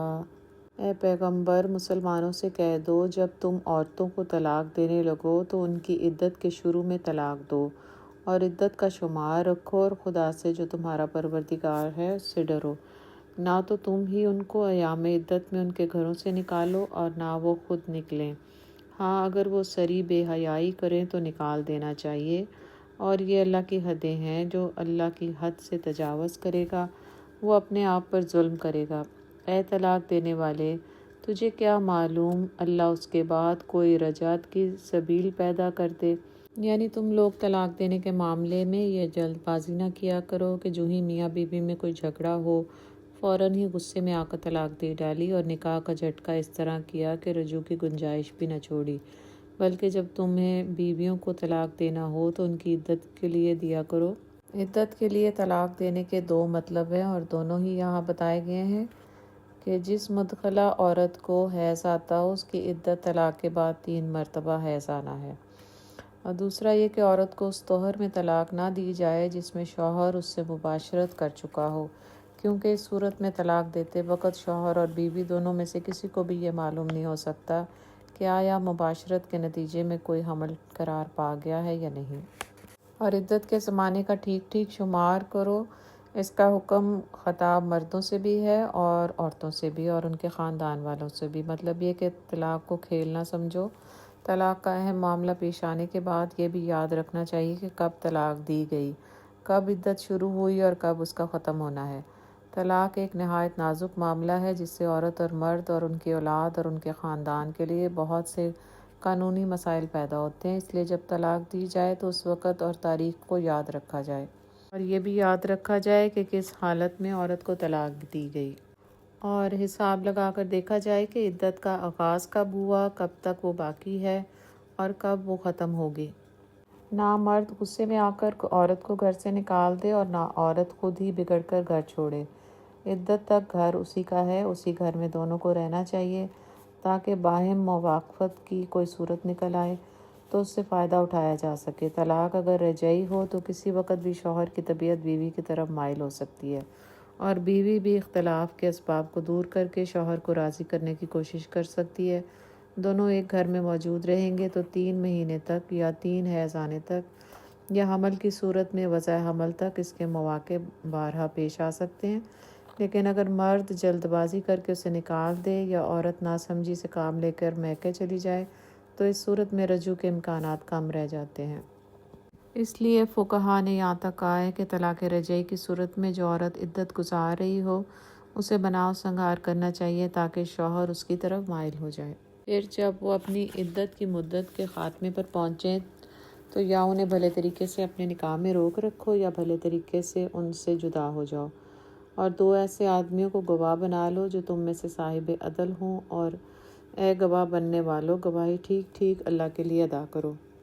ابن عباس کہتے ہیں کہ اس سے مراد طلاق پر بھی گواہ بنانا ہے اور رجوع پر بھی۔ حضرت عمران بن حسین سے پوچھا گیا کہ ایک شخص نے اپنی بیوی کو طلاق دی اور پھر اس سے رجوع کر لیا مگر نہ طلاق پر کسی کو گواہ بنایا نہ رجوع پر۔ انہوں نے جواب دیا، تم نے طلاق بھی سنت کے خلاف دی اور رجوع بھی سنت کے خلاف دیا۔ طلاق اور رجوع دونوں پر گواہ بناؤ اور آئندہ ایسا نہ کرنا۔ یہ باتیں ہیں جن کی تم کو نصیحت کی جاتی ہے ہر اس شخص کو جو اللہ اور آخرت کے دن پر ایمان رکھتا ہے۔ جو کوئی اللہ سے ڈرتے ہوئے کام کرے گا اللہ اس کے لیے مشکلات سے نکلنے کا راستہ پیدا کر دے گا اور اسے ایسے راستے سے رزق دے گا جدھر اس کا گمان بھی نہ جاتا ہو۔ جو اللہ پر بھروسہ کرے اس کے لیے وہ کافی ہے، اللہ اپنا کام پورا کر کے رہتا ہے۔ اللہ نے ہر چیز کے لیے ایک تقدیر مقرر کر رکھی ہے، یعنی کوئی طاقت اللہ کے حکم کو نافذ ہونے سے روکنے والی نہیں۔ اور تمہاری عورتوں میں سے جو حیض سے مایوس ہو چکی ہوں ان کے معاملے میں اگر تم لوگوں کو کوئی شک لاحق ہے تو تمہیں معلوم ہو کہ ان کی عدت 3 مہینے ہے، اور یہی حکم ان کا ہے جنہیں ابھی حیض نہ آیا ہو، اور حاملہ عورتوں کی عدت کی حد یہ ہے کہ ان کا وضع حمل ہو جائے۔ جو شخص اللہ سے ڈرے اس کے معاملے میں وہ سہولت پیدا کر دیتا ہے، یہ اللہ کا حکم ہے جو اس نے تمہاری طرف نازل کیا۔ جو اللہ سے ڈرے گا اللہ اس کی برائیوں کو اس سے دور کر دے گا اور اس کو بڑا اجر دے گا۔ جن متعلقہ عورتوں کی عدت 3 مہینے مقرر کی گئی ہے ان کا زمانہ عدت ان عورتوں کی بنسبت طویل تر ہوگا جن کی عدت 3 حیض مقرر کی گئی، اور حاملہ عورت کا زمانہ عدت تو اس سے بھی کئی مہینے زیادہ ہو سکتا ہے۔ اس پورے زمانے میں عورت کی سکونت اور اس کے نفقہ کی ذمہ داری اٹھانا جبکہ آدمی اسے چھوڑ دینے کا ارادہ کر چکا ہو، لوگوں کو ناقابل برداشت بار محسوس ہوگا، لیکن جو بار اللہ سے ڈرتے ہوئے اللہ کے احکام کی پیروی میں اٹھایا جائے، اللہ کا وعدہ ہے کہ اپنے فضل سے وہ اس کو ہلکا کر دے گا اور اس کی اتنی بھاری جزا دے گا جو دنیا میں اٹھائے ہوئے اس تھوڑے سے بار کی بنسبت بہت زیادہ گراں ہو سکتی ہے۔ ان کو زمانہ عدت میں اسی جگہ رکھو جہاں تم رہتے ہو، جیسی کچھ بھی جگہ تمہیں میسر ہو، اور انہیں تنگ کرنے کے لیے ان کو نہ ستاؤ۔ اور اگر وہ حاملہ ہوں تو ان پر اس وقت تک خرچ کرتے رہو جب تک ان کا وضع حمل نہ ہو جائے۔ پھر اگر وہ تمہارے لیے بچے کو دودھ پلائیں تو ان کی اجرت انہیں دو، اور بھلے طریقے سے اجرت کا معاملہ باہمی گفت و شنید سے طے کر لو، لیکن اگر تم نے اجرت طے کرنے میں ایک دوسرے کو تنگ کیا تو بچے کو کوئی اور عورت دودھ پلائے گی۔ خوشحال آدمی اپنی خوشحالی کے مطابق نفقہ دے، اور جس کو رزق کم دیا گیا ہو وہ اسی مال میں سے خرچ کرے جو اللہ نے اسے دیا۔ اللہ نے جس کو جتنا کچھ دیا ہے اس سے زیادہ کا وہ اسے مکلف نہیں کرتا، بعید نہیں کہ اللہ تنگ دستی کے بعد فراغ دستی بھی عطا فرما دے۔ اگر ماں باپ کی علیحدگی کے وقت چھوٹا بچہ دودھ پیتا ہو تو ماں پر یہ فرض نہیں کہ وہی اسے دودھ پلائے، البتہ اگر دوسری عورت نہ ملتی ہو تو وہ رضاعت پر مجبور کی جائے گی، اور اگر باپ یہ کہے کہ میں بچے کی ماں کو اجرت دے کر اس سے دودھ پلوانے کی بجائے دوسری عورت سے اجرت پہ یہ کام کر لوں گا، اور ماں دوسری عورت ہی کے برابر اجرت مانگ رہی ہو یا بلا اجرت ہی اس خدمت کے لیے راضی ہو، تو اس صورت میں ماں کا حق مقدم رکھا جائے گا، اور اگر بچے کی ماں زیادہ اجرت مانگ رہی ہو تو باپ کو اس پر مجبور نہیں کیا جائے گا۔ اتنی ہی بستیاں ہیں جنہوں نے اپنے رب اور اس کے رسولوں کے حکم سے سرتابی کی تو ہم نے ان سے سخت محاسبہ کیا اور ان کو بری طرح سزا دی۔ انہوں نے اپنے کیے کا مزہ چکھ لیا اور ان کا انجام کار گھاٹا ہی گھاٹا ہے۔ اللہ نے آخرت میں ان کے لیے سخت عذاب مہیا کر رکھا ہے، بس اللہ سے ڈرو اے صاحب عقل لوگو جو ایمان لائے ہو۔ اللہ نے تمہاری طرف ایک نصیحت نازل کی ہے ایک ایسا رسول جو تم کو اللہ کی صاف صاف ہدایت دینے والی آیات سناتا ہے تاکہ ایمان لانے والوں اور نیک عمل کرنے والوں کو تاریکیوں سے نکال کر روشنی میں لے آئے۔ جو کوئی اللہ پر ایمان لائے اور نیک عمل کرے، اللہ اسے ایسی جنتوں میں داخل کرے گا جن کے نیچے نہریں بہتی ہوں گی۔ یہ لوگ ان میں ہمیشہ ہمیشہ رہیں گے۔ اللہ نے ایسے شخص کے لیے بہترین رزق رکھا ہے۔ اللہ وہ ہے جس نے 7 آسمان بنائے اور زمین کی قسم سے بھی انہی کے مانند۔ ان کے درمیان حکم نازل ہوتا رہتا ہے۔ یہ بات تمہیں اس لیے بتائی جا رہی ہے تاکہ تم جان لو کہ اللہ ہر چیز پر قدرت رکھتا ہے اور یہ کہ اللہ کا علم ہر چیز پر محیط ہے۔ سورہ التحریم، اس میں 12 آیات اور 2 رکوعات ہیں۔ یہ صورت 8 ہجری کے لگ بھگ نازل ہوئی۔ اس میں رسول اللہ اور بالخصوص آپ کی ازواج کا احتساب کیا گیا اور عام مسلمانوں کو بھی اپنے آپ کا اور اپنے گھر والوں کا احتساب کرنے، اصلاح کرنے اور توبہ نصوح کے ذریعے اللہ کی رحمت کے حصول کی تلقین کی گئی ہے۔ آخر میں منافقین اور کفار کے خلاف جہاد کرنے کا حکم ہے اور مسلمانوں اور کافروں دونوں کے لیے تاریخ سے مثالیں بیان کی گئیں، جس سے یہ حقیقت آشکار ہوتی ہے کہ ایک انسان اللہ کی رحمت کا مستحق صرف اسی صورت میں بنتا ہے جب وہ ایمان اور عمل صالح کے ساتھ حق پر استقامت دکھائے۔ کسی نیک بندے سے نسبت رکھنے سے یہ استحقاق ہرگز حاصل نہیں ہوتا۔ الرحمن الرحیم، یا ایھا النبی لما تحرم ما احل اللہ لک تبتغی مرضات ازواجک واللہ غفور الرحیم۔ اے پیغمبر، جو چیز اللہ نے تمہارے لیے جائز کی ہے تم اس سے کنارہ کشی کیوں کرتے ہو؟ کیا اس سے اپنی بیویوں کی خوشنودی چاہتے ہو؟ اور اللہ بخشنے والا اور مہربان ہے۔ آیت نمبر 1 اور 2۔ ان آیات کے نزول کا سبب حدیث میں بروایت حضرت عائشہ سے یہ ہے کہ رسول اللہ صلی اللہ علیہ وسلم ہر روز عصر کی نماز کے بعد ازواج مطہرات کے ہاں خبر گیری کے لیے جاتے تھے۔ ایک موقع پر ایسا ہوا کہ آپ حضرت زینب کے ہاں جا کر زیادہ دیر بیٹھنے لگے، کیونکہ ان کے ہاں کہیں سے شہد آیا ہوا تھا اور حضور صلی اللہ علیہ وسلم کو شہد بہت پسند تھا، اس لیے آپ ان کے ہاں شہد کا شربت نوش فرماتے تھے۔ حضرت عائشہ کا بیان ہے کہ مجھ کو اس پر رشک لاحق ہوا۔ میں نے حضرت حفصہ اور حضرت صفیہ اور حضرت سودا سے مل کر یہ طے کیا کہ ہم میں سے جس کے پاس بھی آپ صلی اللہ علیہ وسلم تشریف لائیں وہ آپ سے یہ کہے کہ آپ کے منہ سے مغافیر کی بو آتی ہے۔ مغافیر ایک قسم کا پھول ہوتا ہے جس میں کچھ بساند ہوتی ہے۔ اگر شہد کی مکھی اس سے شہد حاصل کرے تو اس کے اندر بساند کا اثر آ جاتا ہے۔ یہ بات سب کو معلوم تھی کہ حضور نہایت نفاست پسند ہے اور آپ کو اس سے نفرت ہے کہ آپ کے اندر کسی قسم کی بو پائی جائے، اس لیے آپ نے حضرت زینب کے ہاں ٹھہرنے سے روکنے کے لیے یہ تدبیر کی اور یہ کارگر ہوئی۔ جب بیویوں نے آپ سے کہا کہ آپ کے منہ سے بو آتی ہے تو آپ نے عہد کر لیا کہ اب یہ شہد استعمال نہیں فرمائیں گے۔ آپ نے فرمایا، خدا کی قسم اب میں شہد نہیں پیوں گا۔ اس پر اللہ نے آپ کو شفقت سے فرمایا کہ آپ اپنے اوپر یہ پابندی ختم کر دیں۔ آیت نمبر 3 میں فرمایا کہ حضور صلی اللہ علیہ وسلم نے اپنی ایک زوجہ سے راز کی ایک بات کہی۔ ان کی زوجہ نے وہ بات دوسری زوجہ کو بتا دی۔ اللہ تعالیٰ نے وحی ایک خفی کے ذریعے حضور کو بتا دیا۔ وہ بات کیا تھی یہ رب کریم نے نہیں بتایا اور وہ 2 بیویاں کون تھیں یہ بھی نہیں بتایا۔ اس لیے اہل ایمان کو بھی یہ معلوم کرنے کی تجسس نہیں کرنا چاہیے۔ اللہ نے حضور کی ازواج مطہرات کی اصلاح کے لیے یہ آیات نازل فرمائی۔ ان مقدس بیویوں کو یہ توجہ دلائی گئی کہ تم کوئی عام عورتیں نہیں ہو، تمہارا مقام بلند ہے، تمہیں اس طرح کی باتیں زیب نہیں دیتی۔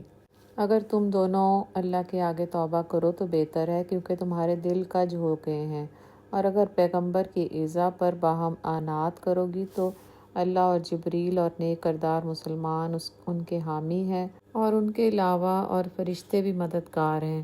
اگر پیغمبر تم کو طلاق دے دیں تو عجب نہیں کہ ان کا پروردگار تمہارے بدلے ان کو تم سے بہتر بیویاں دے دے۔ مسلمان، صاحب ایمان، فرما بردار، توبہ کرنے والیاں، عبادت گزار، روزہ رکھنے والیاں، بن شوہر اور کنواریاں، مومنوں، اپنے آپ کو اور اپنے اہل عیال کو آتش جہنم سے بچاؤ، جس کا ایندھن آدمی اور پتھر ہے اور جس پر تند خو اور سخت مزاج فرشتے مقرر ہیں، جو ارشاد اللہ ان کو فرماتا ہے ان کی نافرمانی نہیں کرتے اور جو حکم ان کو ملتا ہے اسے بجا لاتے ہیں۔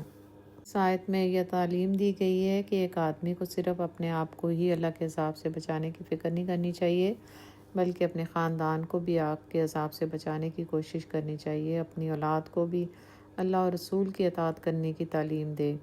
حضرت عبداللہ بن عمر کی روایت ہے کہ رسول اللہ صلی اللہ علیہ وسلم نے فرمایا، تم میں سے ہر ایک راعی ہے اور ہر ایک اپنی رعیت کے بارے میں جواب دہ ہے۔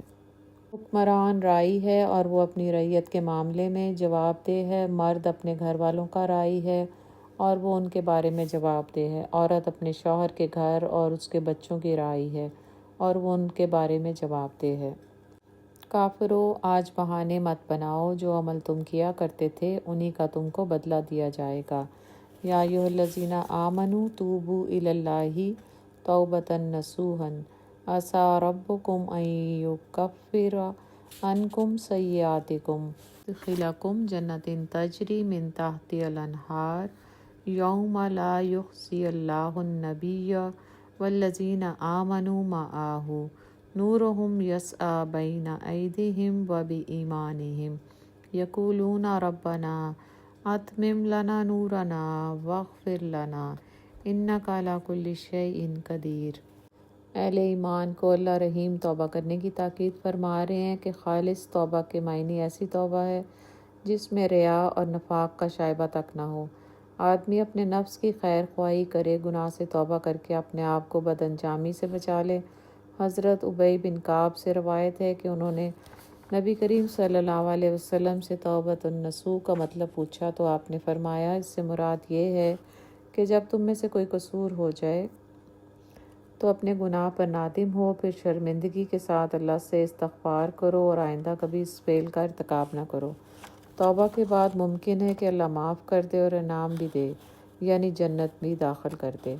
قیامت کے دن رب کریم مومنین کو کامیاب کرے گا اور نافرمانوں کو رسوا کرے گا۔ جب لوگ میدان حشر کی طرف جا رہے ہوں گے تو اس وقت گھپ اندھیرا ہوگا، منافقین اندھیرے میں ٹھوکریں کھا رہے ہوں گے اور مومنین کے آگے آگے اور دائیں طرف نور ہوگا، وہ نور کے ساتھ جنت کی طرف جا رہے ہوں گے اور اپنے رب سے دعا کرتے جائیں گے کہ ہمارا نور جنت تک ہمارے ساتھ رکھنا۔ منافقین کو اندھیرے میں دیکھ کر ڈر جائیں گے کہ کہیں ہمارا نور بھی نہ چھین لیں۔ اے نبی، کافروں اور منافقوں سے لڑو، ان پر سختی کرو اور ان کا ٹھکانہ دوزخ ہے اور وہ بہت بری جگہ ہے۔ خدا نے کافروں کے لیے نوح کی بیوی اور لوط کی بیوی کی مثال بیان کی ہے۔ دونوں ہمارے نیک دو بندوں کے گھر میں تھیں اور دونوں نے ان کی خیانت کی تو وہ اللہ کے مقابلے میں ان عورتوں کے کچھ بھی کام نہ آیا اور ان کو حکم دیا گیا اور داخل ہونے والوں کے ساتھ تم بھی دوزخ میں داخل ہو جاؤ۔ اس آیت میں اللہ نے دو کافر عورتوں کی مثال بیان کی ہے جو دو نبیوں کی بیویاں تھیں اور اپنے پیغمبر شوہر پر ایمان نہ لائیں، دین کے معاملے میں ان کی مخالفت کی اور کافر قوم کے ساتھ مدافعت رکھی۔ حضرت لوط علیہ السلام کی بیوی ان کے مہمانوں کی خبر اپنے کافر قوم کو دیا کرتی تھی اور حضرت نوح کی بیوی ایمان لانے والوں کی خبریں قوم کے جباروں کو دیتی تھی۔ اس کے نتیجے میں دونوں جہنم میں گئیں۔ برگزیدہ پیغمبروں کی زوجیت بھی ان کو عذاب سے نہ بچا سکی۔ وَضَرَبَ اللَّهُ مَثَلًا لِّلَّذِينَ آمَنُوا امرأۃ فرعون اذ قالت رب ابن لي عندك بيتا في الجنة ونجيني من فرعون وعمله ونجيني من القوم الظالمين۔ اور مومنوں کے لیے ایک مثال تو فرعون کی بیوی کی بیان فرمائی کہ اس نے خدا سے التجا کی کہ اے پروردگار، میرے لیے بہشت میں اپنے پاس ایک گھر بنا اور مجھے فرعون اور اس کے اعمال عزیز مال سے نجات بخش اور ظالم لوگوں کے ہاتھ سے مجھ کو مخلصی عطا فرما۔ اور دوسری عمران کی بیٹی مریم کی، جنہوں نے اپنی شرمگاہ کو محفوظ رکھا تو ہم نے اس میں اپنی روح پھونک دی اور وہ اپنے پروردگار کے کلام اور اس کی کتابوں کو برحق سمجھتی تھیں اور فرما برداروں میں سے تھیں۔ یہ مثال فرعون کی بیوی حضرت آسیہ کی ہے۔ جس وقت حضرت موسیٰ علیہ السلام جادوگروں سے مقابلے میں کامیاب ہو گئے اور جادوگر ایمان لے آئے تو حضرت آسیہ نے بھی ایمان کا اعلان کیا۔ فرعون نے ان کو بڑی سخت سزا دی۔ اس وقت اس نیک بی بی نے یہ دعا کی، ابن لی عندک بیتا فی الجنہ۔ اللہ نے دنیا میں ہی اس کو جنت میں گھر دکھایا اور روح قبض کر لی۔ اگلی آیت میں حضرت مریم کے بارے میں حضور صلی اللہ علیہ وسلم نے فرمایا کہ مردوں میں سے بہت سے لوگ کامل اور مکمل ہوتے ہیں، مگر عورتوں میں سے صرف آسیہ فرعون کی بیوی اور مریم بنت عمران کامل ہوئیں۔ اللہ ہمیں اپنی محبتوں کے پیمانے ان صورتوں سے سیکھنے اور اصلاح اپنی زندگی میں رائج کرنے کی توفیق عطا فرما۔ اللہ حبیب خدا محمد صلی اللہ علیہ وسلم کی محبت کے تقاضے سمجھا اور تقاضے نبھانے والا خوش نصیب بنا۔ ربنا لا تزغ قلوبنا بعد إذ هديتنا وهب لنا من لدنك رحمة إنك أنت الوهاب۔ سبحانك اللهم وبحمدك نشهد أن لا إله إلا أنت نستغفرك ونتوب إليك۔ سبحان ربك رب العزة عما يصفون وسلام على المرسلين والحمد لله رب العالمين۔ آمین ثم آمین۔